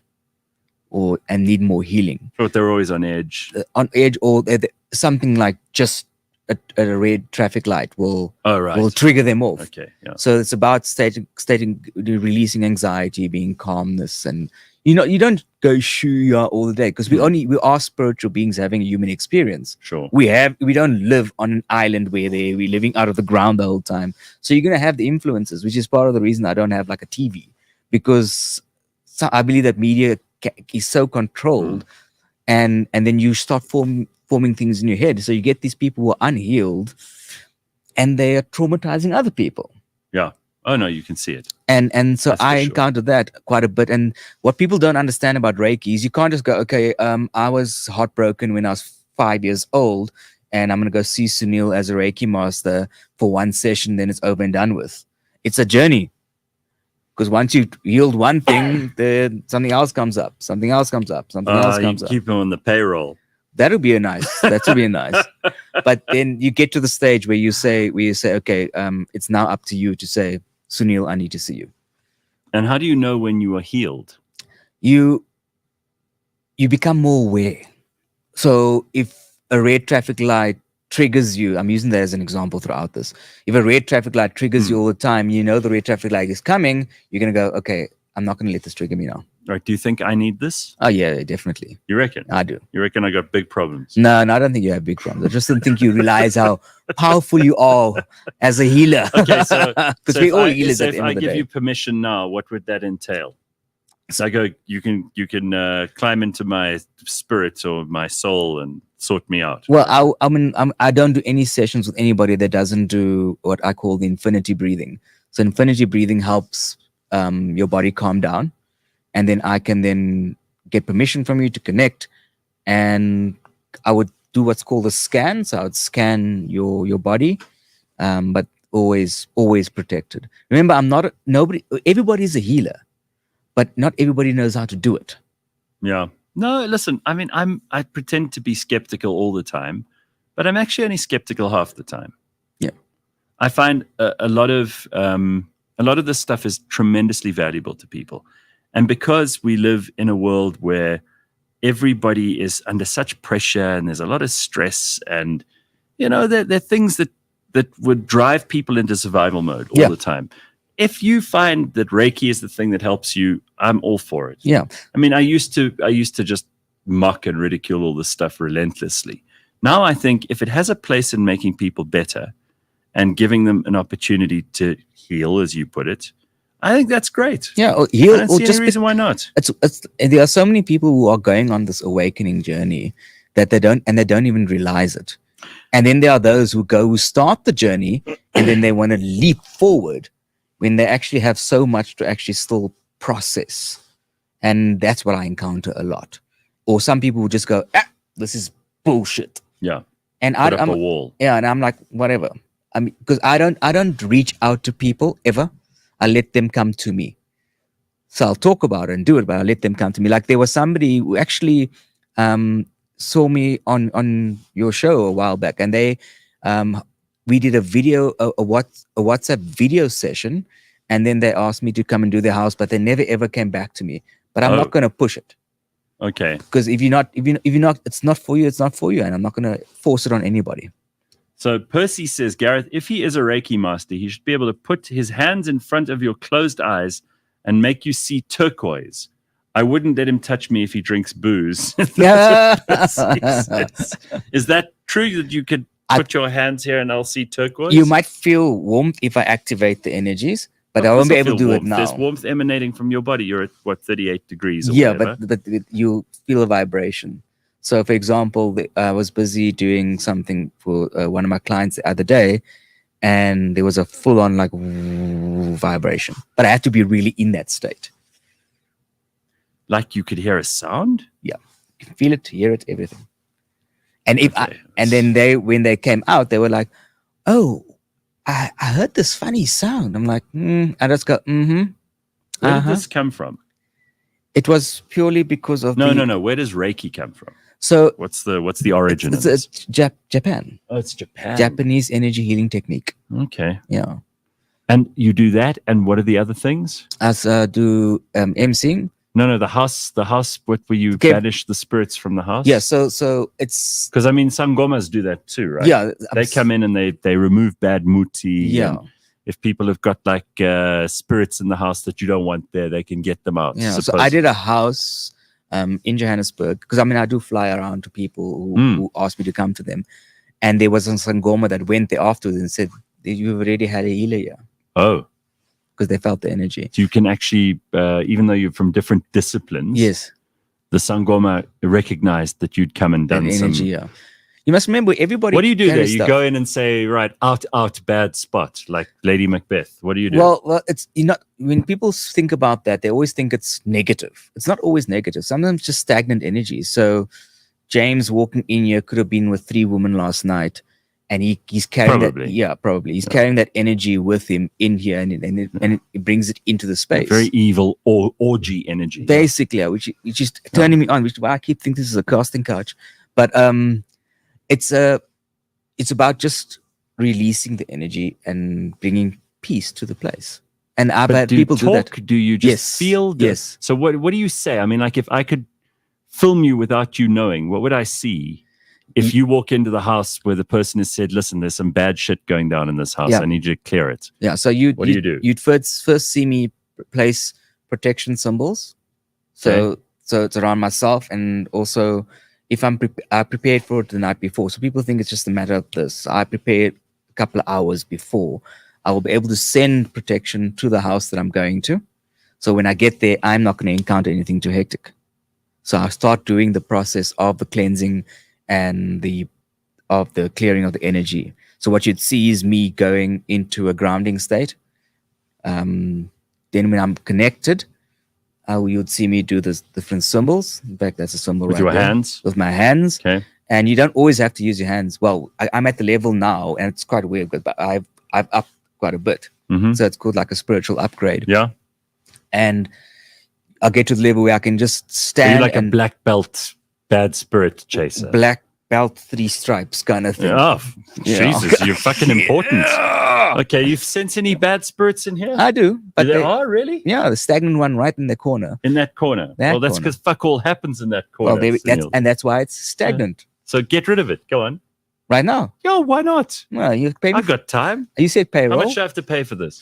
so for this will be about 1.5. 1.5. Yeah, because it's not just 5 minutes process. Fuck off. I'll just get Flex and James to move that cupboard. That's all we need But to do. it's always about this. Really? It's always about the size. Okay, so and when you place. go and you talk about protection, Yes. what worries me about that Hmm. is that most of us walk into places and we don't know anything. We're not getting protection. Those bad spirits, if they are such things, they're gonna just go for they're gonna go for you because you protected. Yeah, it's not bad spirits. It's energy. It's energy. Like if you go out for a dinner or something, and you just you get that uneasy feeling sometimes. You're just like, I don't want to be here. Oh no, I feel like that all the But time. that's because you're Gareth Cliff. But I did talk about someone the other day, and maybe you can help me understand this. Yes. So one of my mates brought his girlfriend Mm. to a thing, and she was like an energy demon. She just sucked all the happiness out of the room. Energy vampire. She just made everything shit. yes. And it was the first time I met her. We were all very excited to meet her. Yes. There was no preconceived notions. We're happy that our friend is now with this girl. Yeses. Did you want to say to her, who Now, this is a hurt while you? ago. This is like 3-4 months ago, right? Yeah. So I'm trying to remember a little more detail to give you some ammo here. But she just everywhere she went throughout this place, people just wanted to get away from her. Mm. Now she's not an ornery, difficult person. She didn't come in and like start arguing. Yes, yes. She wasn't combative and aggressive or any of that stuff. And she didn't even say anything that was particularly, I don't know, controversial. She was just be it when she was there, it felt like you needed to get away. What do you think's going on there? Just bad energy, bad vibrations. Can she fix that? Yeah. Can she do something about it, or is she trapped forever to be this No. this energy vampire? Well, maybe Is this the way she is. maybe her name would be like something like Victoria, but it's like, I can't even tell you what her name was. yeah. But it's she can, but sometimes people just don't gel. Well, He doesn't mind because clearly he's been with her for a while and he really likes her. He doesn't see that. Everyone else is like, wow, I don't think she likes us. I don't think she wants to talk to any of us. She kind of looks at people. It's very bizarre. Well, that's probably it. But maybe she's looking too hard into. Maybe she's staring into our souls. And basically, there's nothing, without even knowing. Nothing to commend us to her. Huh? Love is the stronger energy. She needs to learn to love and stop staring. It's very weird, man. I could have done with some. I would have paid you to Reiki the fuck up. Well, it was. She was a problem. Yeah, and I was speaking about the alcohol earlier, and it's like what alcohol does is actually opens up the pineal gland a bit more. Ah, yes. Now we're talking about the pineal gland. Yeah, this is very good. And so what happens is that you actually you feel more. And I had to learn to keep quiet because if I have one or two more drinks than I should, I would go to. I'd like you to open up a whole new category of drunk Reiki. I think you should do the Reiki, but you should do it hammered. I have. And? It took a lot of self-awareness and control. But you could do something with it? And I could feel I had to stop at a certain point. Because then it becomes too much. Why? Because the alcohol interferes? It does. Is alcohol a bad thing for Reiki? Not if you learn how to manage it. All right. Well, I'm learning all kinds of things. I mean, I could talk to you about this for ages, but there's a huge event happening in Johannesburg. The one I didn't know about. The one you didn't know about. You're the only person in the whole fucking city who doesn't know about this. It's very embarrassing, and I want you to learn. In fact, I've only brought Adam and Greg here to teach you about how this works. So I've got Greg Walsh here, who is no stranger to the show either. He's also a good friend of mine. Okay. And Adam Byers, nice to see you. Ad, how are you? Nice to see you, dude. Thank you. You're good. Hello, Good to have you both here. Move over a little bit, Sunil. Don't be so fucking hogging the whole couch. I don't want to sit on his lap. Yes, you know, really. I was staring at his hat. His hat's very cool. Yeah. Thank you. Oh, and well. the hoodie. Actually, I thought I'd be very kind and represent Grid today. So we have the same. Yeah. And that wasn't planned. It's funny. I saw your partner Nathan the other night at one of my ex's birthday parties. And I see you guys often. Yes. And they have the best smelling office in the whole fucking world. Yeah, you're right. They really do. I mean, it's very cool there. Everybody seems to just be on a level that's just way cooler than I'm used to. Anyway, we've got Adam and Greg here. We've got luxurious marble circus happening this weekend, which is food, performances, people are dressing up, the venue's spectacular. Everything about it is just, I don't think I've certainly in the circles that I move in, heard anybody get as excited about an event, a big event in Joburg for a long time. I know that was your purpose. You've achieved that already. Whatever happens this weekend, I think it's going down as like this is the new cool thing that people in Joburg want to do. This city's been waiting for something cool to do for a long time. Do you agree, Adam? Absolutely. I think South Africa's been waiting for something like this. Just the scale of it, like we travel every year. So many people save up to go to Tomorrowland or Coachella. Yeah. We don't have to do that anymore. We can do that. We do that in South Africa. And I think the luxurious marble circus will deliver on exactly that. So it's so funny. I was talking to David Higgs, who's obviously involved, Marble, Saint, those guys, they're massive part of this whole operation.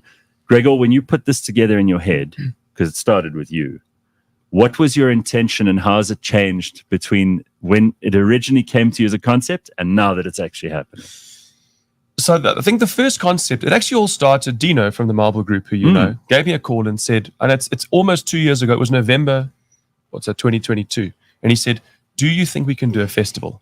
And it was like giving a dog a bone. Because I was like, hold on. Marble Group. Yeah, I mean, Marble Group, incredible restaurants, cult following. Those places are packed day and night. They're known for a level of service. And I don't think that there's anything to match them in certainly Gauteng. And no doubt soon with what they're opening in the Western Cape. So I was like, hold on. Okay. So like you say, I started stewing on this. And the initial plan was, let's put Marble Group in a field. So you'll have a pantry pop-up, like a deli, where you can go and buy your kind of more walk-around food. There'll be picnic boxes. And then you'll have 3 sort of lounges, a zoo lounge, a marble lounge, and a saint lounge, and a stage. And that's where it started. We actually developed the concept before Addy and the team from Grid got involved.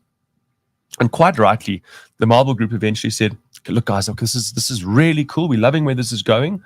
But like, the brand's a bit shit. It was going to be called Boutique. And they said, we just think we need to bring Addy and the team in from Grid to come up with how do we frame this? What do we call it? What is the brand going to look and feel like? Because if we're going to pitch a festival at the level that we're now starting to design at, it can't be of that logo and be called boutique.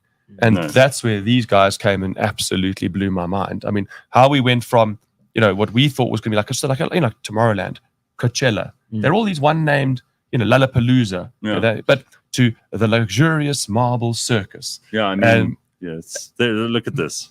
Magnificent. I recognize it now. No, you've seen it before. Yeah. There we go. There you go. Look, he's just a bit slow. We woke him up early this morning, and it takes him a little while. Yeah, I'm here now. I think you were puzzling last night. But look at that. That's magnificent. And I mean, big brands involved here. We got Marble, Zoo, Saint, you said already. And then you've got Investec as a main sponsor. This is what it's going to look like. Wow. I mean, that to me, that's just mind-blowing. Right now, it looks like a hole in a scaffolding. But I promise you on Saturday, it will look like that. I think I think this was the beauty of having an idea to do something completely out of the ordinary and exceptional, then being given the brand tools to play with. That was the catalyst that took it from, let's build beautiful marquees with gorgeous furniture and a big stage, to hold on, we've got a story to tell now. We've got the luxurious marble circus, and the whole story, and Ad will speak better than me to it, is inspired by the world of Wes Anderson movies. Okay. And if you look at that stage, you may have picked up the Grand Budapest Hotel. Yep, indeed. Okay, so tell me where this came into it, because that's where you guys brought some. So I tell you, there is always a backstory. So when I think we were engaged probably like August, September last year, and eventually we met with Greg and Dino and the team. And we got the brief. We got a big blank piece of paper. We said, listen, we're going to sell 6,000 tickets, 3,000 per day. We were talking about it now outside. And at the time, it felt presumptuous, but you need a big, big idea. Like South Africa needed a big property that we could own, something we could be proud of. And Greg's like, listen, guys, here's the brief. Go forth and come back in a few weeks.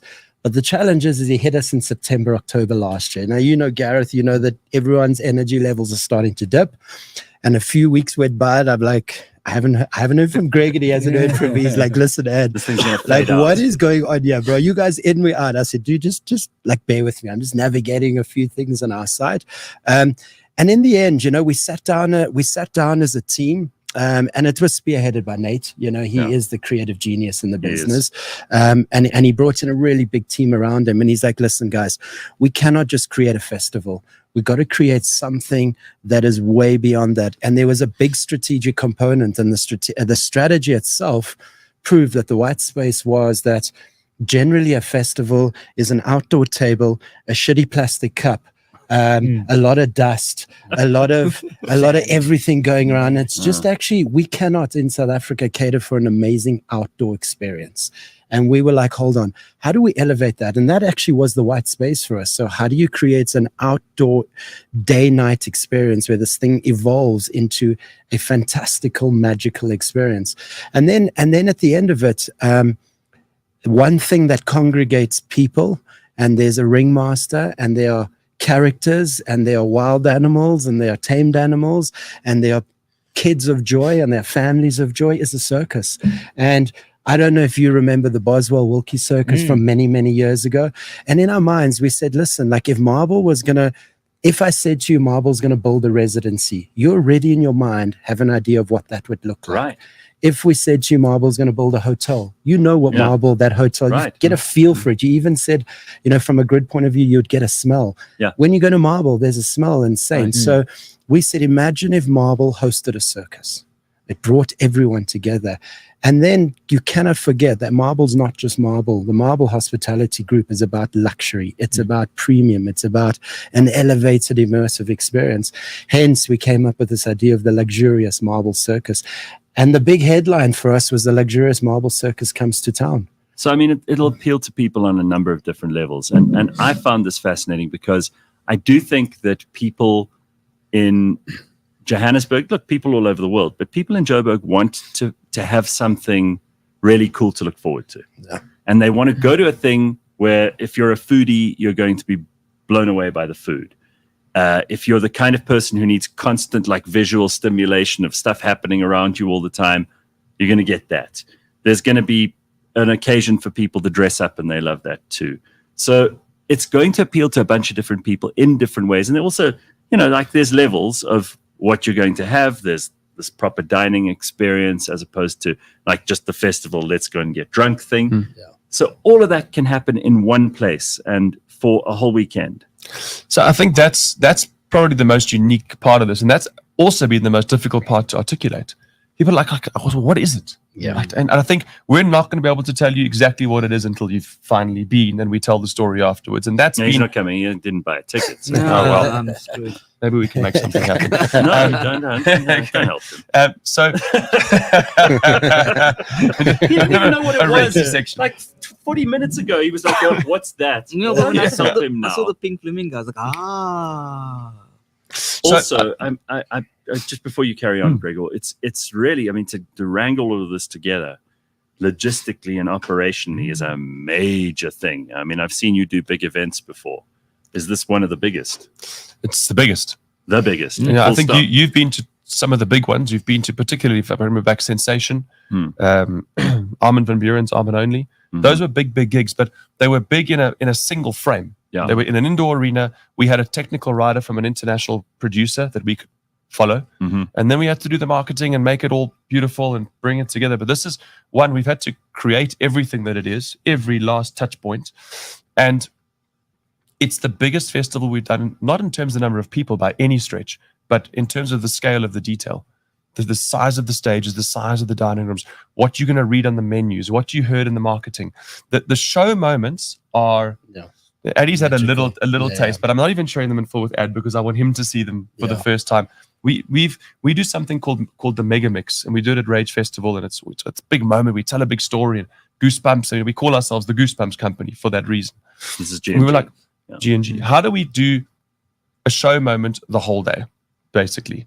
So you've got a music festival because you've got great artists, and we've got incredible acts who are also not just coming as themselves, they're coming as themselves plus. So if you talk about somebody like Zach Spantwini, he's gotten a 14-piece accompaniment with him. I saw a clip on Instagram of your orchestra. Yes. Like rehearsing. Well, so truth be told, I love this. we came across Moita, the German marching band, who just are internet sensations. We were like, we want to book them.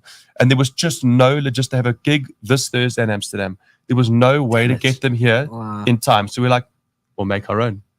So we've assembled our own now 16-piece band called the Luxurious Marble Circus Band.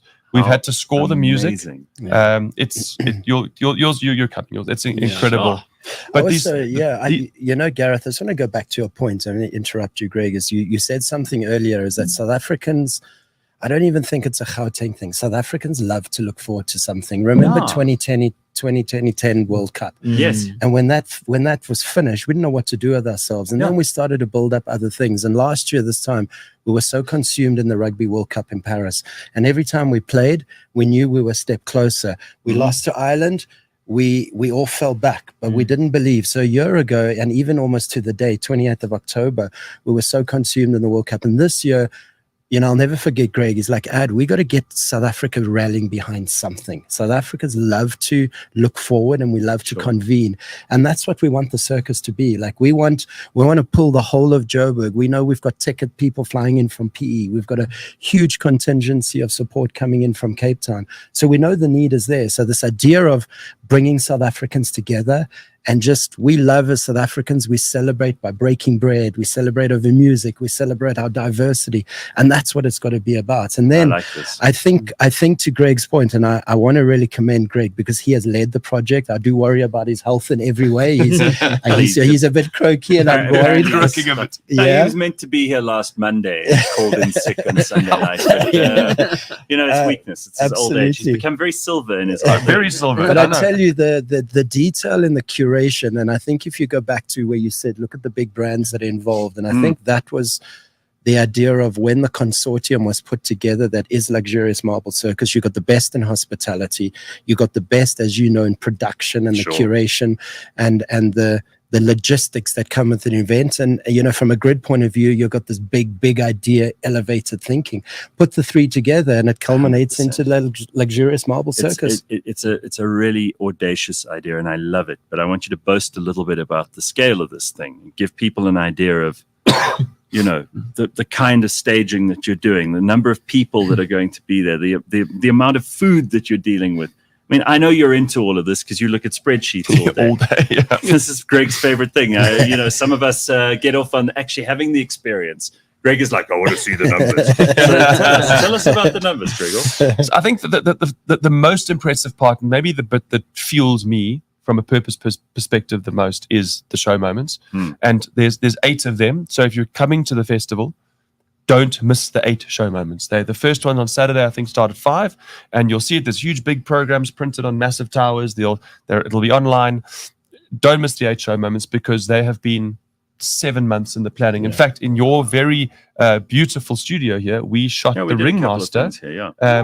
The Ringmaster's voice for all those show moments and her face on green screen that then got put to visuals, and the whole stage is video mapped. There's 4 big laser projectors firing at that stage. As soon as we're dark, there's a beautiful moment where she says, I command the luxurious marble circus stage come to life. And I really believe it's going to be mind-blowing. And by the way, just so people know too, I mean, Greg has done all of the research. He's been to all the events all over Europe and the rest of the world. He's seen what the best in the business are doing. And I have no doubt you're going to be bringing some of that to it too. Totally. So if you look at that, I mean, I get very excited about shows, but the stage is a big thing. It's 15 and some change meters high. It's 38 meters wide. It's also between ourselves, Kilowatt, the production house, Grid. That stage is 6 months of change this, going to go back, change that to get it right. We've got the 2 dining rooms. So the one is inspired by marble, the one by lounge. The one inspired by Saint, is called the Royal Lounge. That will seat 640 people a day. And right next door to it, you've got the grand dining room. That will seat 586 people a day. Behind those, you've got an 800 square meter marquee to service them with 2 kitchens, 2 separate bars.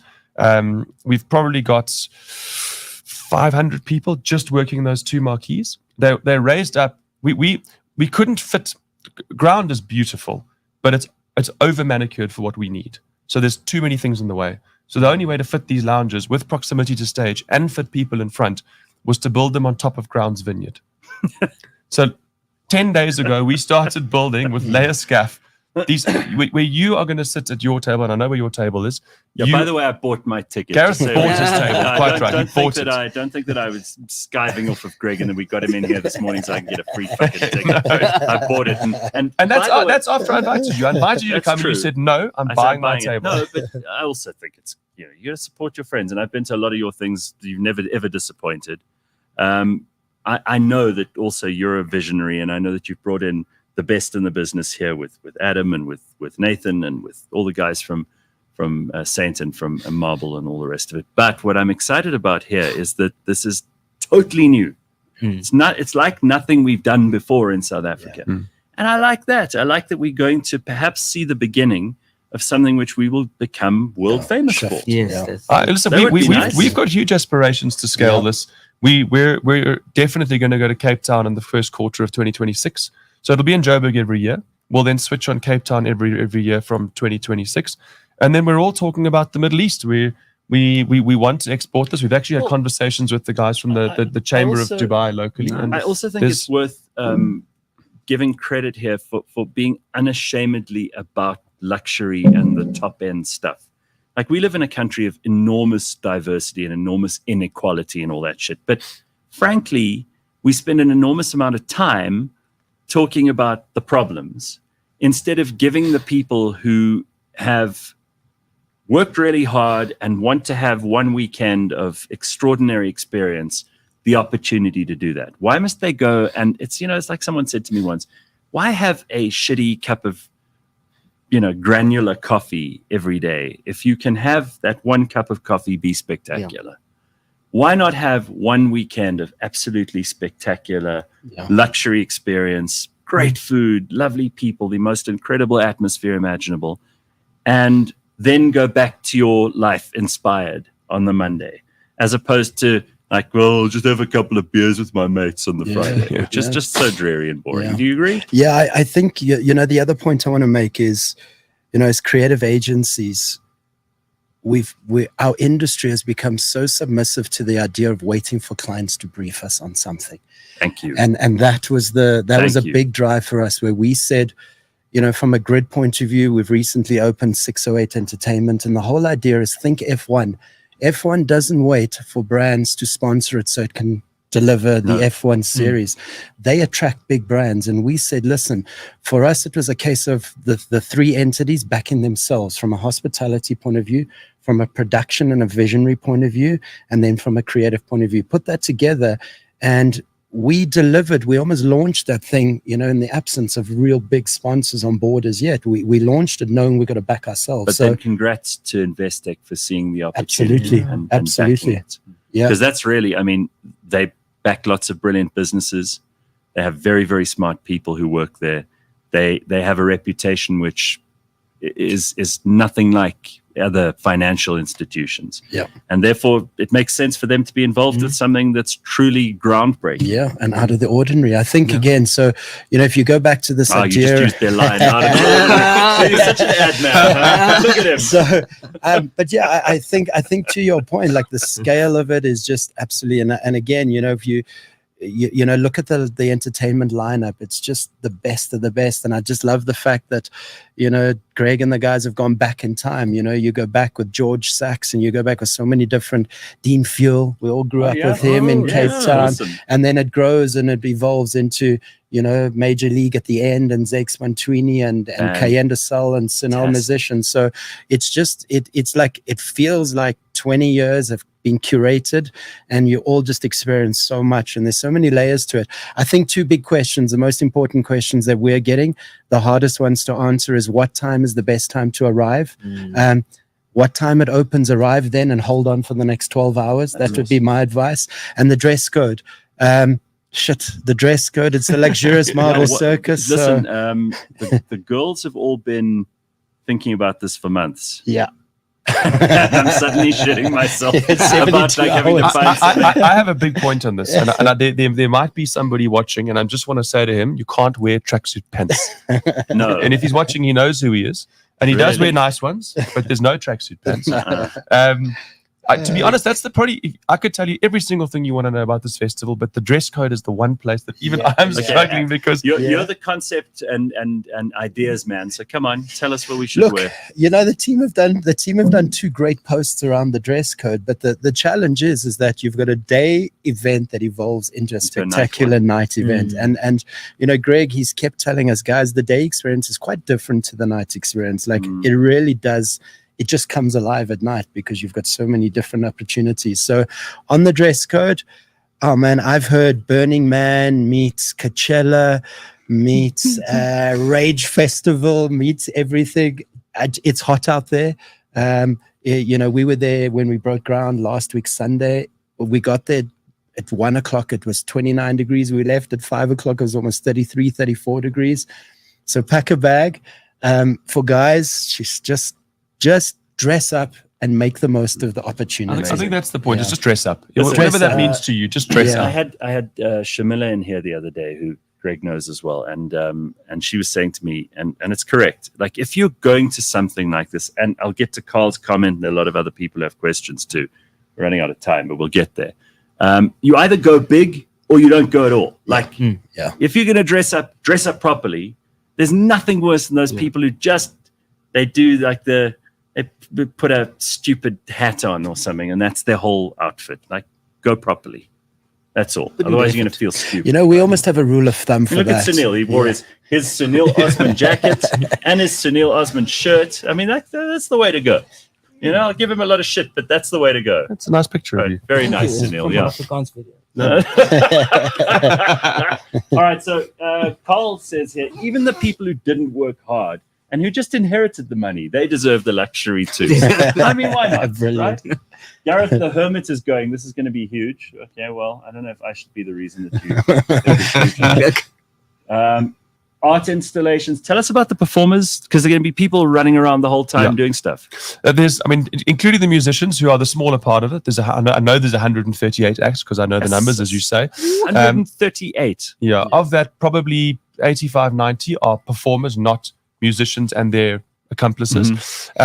We've got on stage things like stilt walkers, mimes, a lot of aerial. So even a big frame that's going to fly up into the air on the stage. So I think we've got 10 aerial points if you in the get stage. very drunk, you're going to be confused as hell. There's going to be so much to You'll be be so lot. overstimulated. A lot. Yeah, you will be. You'll be And then there's a whole dance performance crew, and please don't think festival dance, this business. So it's very curated performance to go with the choreography of our show moments. And then in the field, we've got a lot of serendipitous, just come and have a moment with you. Again, it's mimes, it's magicians. And we're doing some quite cool stuff. You spoke about let the people who can afford it have that moment. And absolutely, you can also do it with mindfulness. And we've got a huge purpose piece underpinning this festival, which we're not shouting about now. It's a big part of our post communication, and it's around feed more mouths and fuel more magic. And the idea is we're a highly decadent environment. So how can we then make a difference by on the food scarcity side and fuel more magic? How do we inspire the arts? Because we're a highly creative space. So with the National School of Arts, we've got 20 performers coming. We are going to be working with them to donate towards infrastructure they need at their school, and then they will have performers who will come and get to perform at the space with us. And there's a whole lot going on. I know we're short on time, but on the Feed More Mouths side, there's all of the food that is unused, because there will be unused food, is all being collected by SA Harvest, redistributed after the festival. We're working with a program called Holonati. We're making quite a significant donation. It's hundreds of thousands to feed tens of thousands of people on a sustainable, ongoing basis. So there's a lot. We're very aware of this. So you thought about it. It's not just a big party. No. But it will also be a very big party. Dirk says South Africa's been losing out on so many things since 2010 because of our shitty socioeconomic situation. It's great to see people say, screw that, we'll just do it ourselves, which is really what you guys are doing too. I love it. And I think that's a great point, because we've spent years importing. If you think about what are the coolest parties everyone's ever been to over the years, they're big concerts, events. They are, we did Sensation and all these things, international artists, Ultra Music Festival. It's all the stuff that we keep buying in. And why? Now we're giving something. Let's create something that's incredible for us locally, purely for us. And hell, if the world takes notice, they can buy it from us too. And sold out. Almost. Saturday is basically sold out. I think the tables on Saturday have been gone for 3 months. I think we've got about 100 playground on the field tickets left of the 3,000 that we had for Saturday. Sunday, there's a few more tables. I think it'd be 4 tables left on Sunday. So if you want a table, there's literally 4. And the playground tickets is a couple of hundred left for Sunday. Wow. So we should be, if we're not, Saturdays, it will definitely be sold out. There's no question. And Sunday, if it's not sold out, will certainly be. And what time does it start on Saturday? 95%. 12 o'clock doors open. Sure. Okay. Get there nice and early. Get there and early. It closes and at 12. Sunday, Sunday 11 be there for for the local 12 hours. Yeah. And as Adam says, like constant stimulation, eating, seeing cool things, just experiencing a lovely vibe, atmosphere, plenty to keep you entertained. It's amazing. Look at this. Wow. How's that for a lineup? You can hardly fit everyone on the screen. Okay, this is excellent. Yeah, I saw Dino on Saturday at a wedding, and Abby was there as well. Yeah. Abby New Rock. So that's good. Couple of very, very impressive people here, and some I've never heard of, who I'm sure will be amazing. And the one thing that you won't see there is a single international artist, and that's deliberate. Excellent. We discussed it local, over and over again. All homegrown. And there were people within our own partnership saying, guys, like maybe we need an international just to flex it over the line, make sure we sell those tickets. To be honest, I didn't want to release the lineup at all. That was a battle that I lost. This is not, if you think you're coming here because of the names on a poster, no, man. You've missed the point completely. No. They're there to add to the whole experience. I see something is listed there under not only chef but also as part of Mikasa. Correct, yes. I see David Higgs. So for the people who are foodies, we've got Ruben Riffle. I mean, these are big names. You've really pulled it all together. Can you pronounce the third one there, Gareth? Who's that? David Higgs, J something, and then if you could just read that. Hang on. Katsuhiko Miyamoto. It's not bad. Not bad. Miyamoto. He's the head chef from Zoo that is Very good. ex-Nobu. So Bloody amazing. Oh, didn't we have some extremely expensive sushi there? Some we did. sashimi We did. We that- had the bluefin. Jesus, tell me what it was. Just everybody has to look at Greg because he's going to get this right now. Just put the camera on Greg. So say it again. So the Marvel group at Zoo, they turned Asian, roaring Asian, about a year ago, and they bring in these bluefin tuna, which I'm not good. I'll have to. The size of this couch. They weigh 300 kilos. Super expensive. They cost well over R1 million a fish to bring them in. Just the fish. Just the fish. Right. So and then after the fish is gone, there's nothing for that million. Fish are valuable.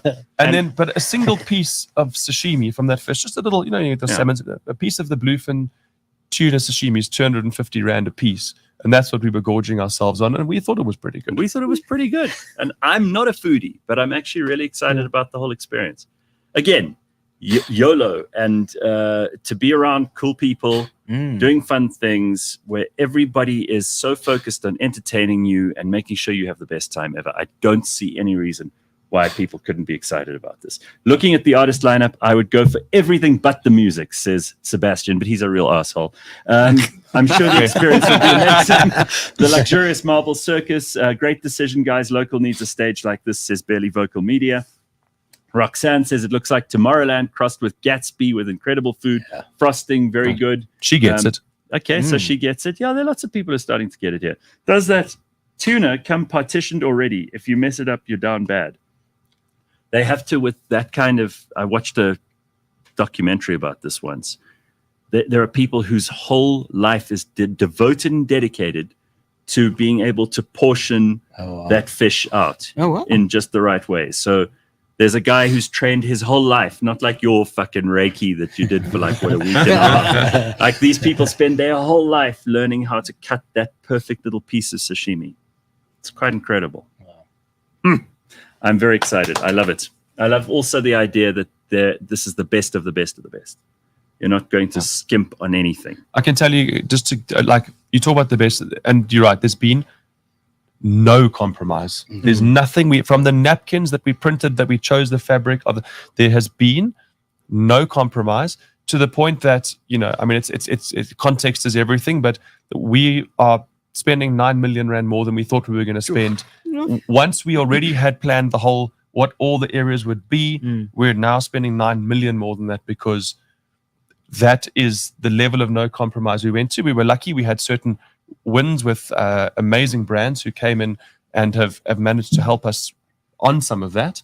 But it's no compromise. I hope you're not making a loss in this, because I know someone called Greg Walsh will be very, very pissed off if you don't do well out I think we've had to take the mindset of long-term investment. I don't know. We won't make a loss, but we certainly, I think with the amount of revenue that this has generated, particularly from brand partners, we could have taken the view of let's make ourselves a lot of money.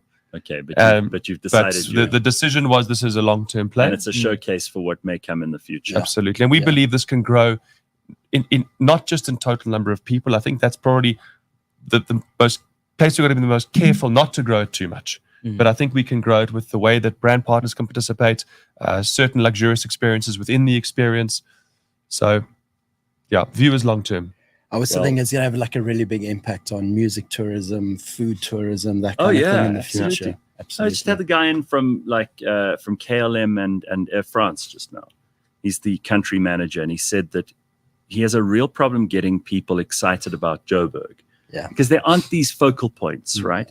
And people hear terrible things about Joburg in other parts of the world, and they go, we can't go there. Cape Town has this great reputation. But as I mentioned, I was at this wedding on Saturday, and I looked out over Johannesburg with all these jacaranda blossoms and, the sunset and just beautiful people having a wonderful time. And I thought, Joburg actually is fantastic. And I'm sick to death of people saying it's a shithole and doesn't work properly and this is wrong and it's all bad. And actually, this place is spectacular. There's an energy. You talk about energy, Sunil. There's a great energy in Joburg, and it's about time we had something like this to hold that to create a space where we can all go and enjoy it and celebrate this bloody place rather than just keep denigrating it and letting other people denigrate it. Let's build it up. The two places I've been robbed in my life are the La Ramblas in Barcelona and on the train in Paris. Right. You know, like everyone focuses, like you said, we focus on the negatives of you fought them off in Joburg, but you... just not a chance. All right. Well, Greg, Adam, thank you so much. Thank you. Sunil, lovely to have you here today. And thank you for putting up with all my shit about your Raiki. And this is going to be amazing. We will we'll post lots of pictures and there'll be plenty on social media for those who are going to miss out. And you know what? Next time, get in there quick and book yourself a ticket. Dirk says, hopefully this reignites, thank you, some great initiatives in the food industry with talent development and all the rest. It sounds like it already is. Yeah, so absolutely. Well done. Okay, we will see you on Friday, bright and early at 6 a.m. Have an awesome Wednesday. Ciao. Party, so everybody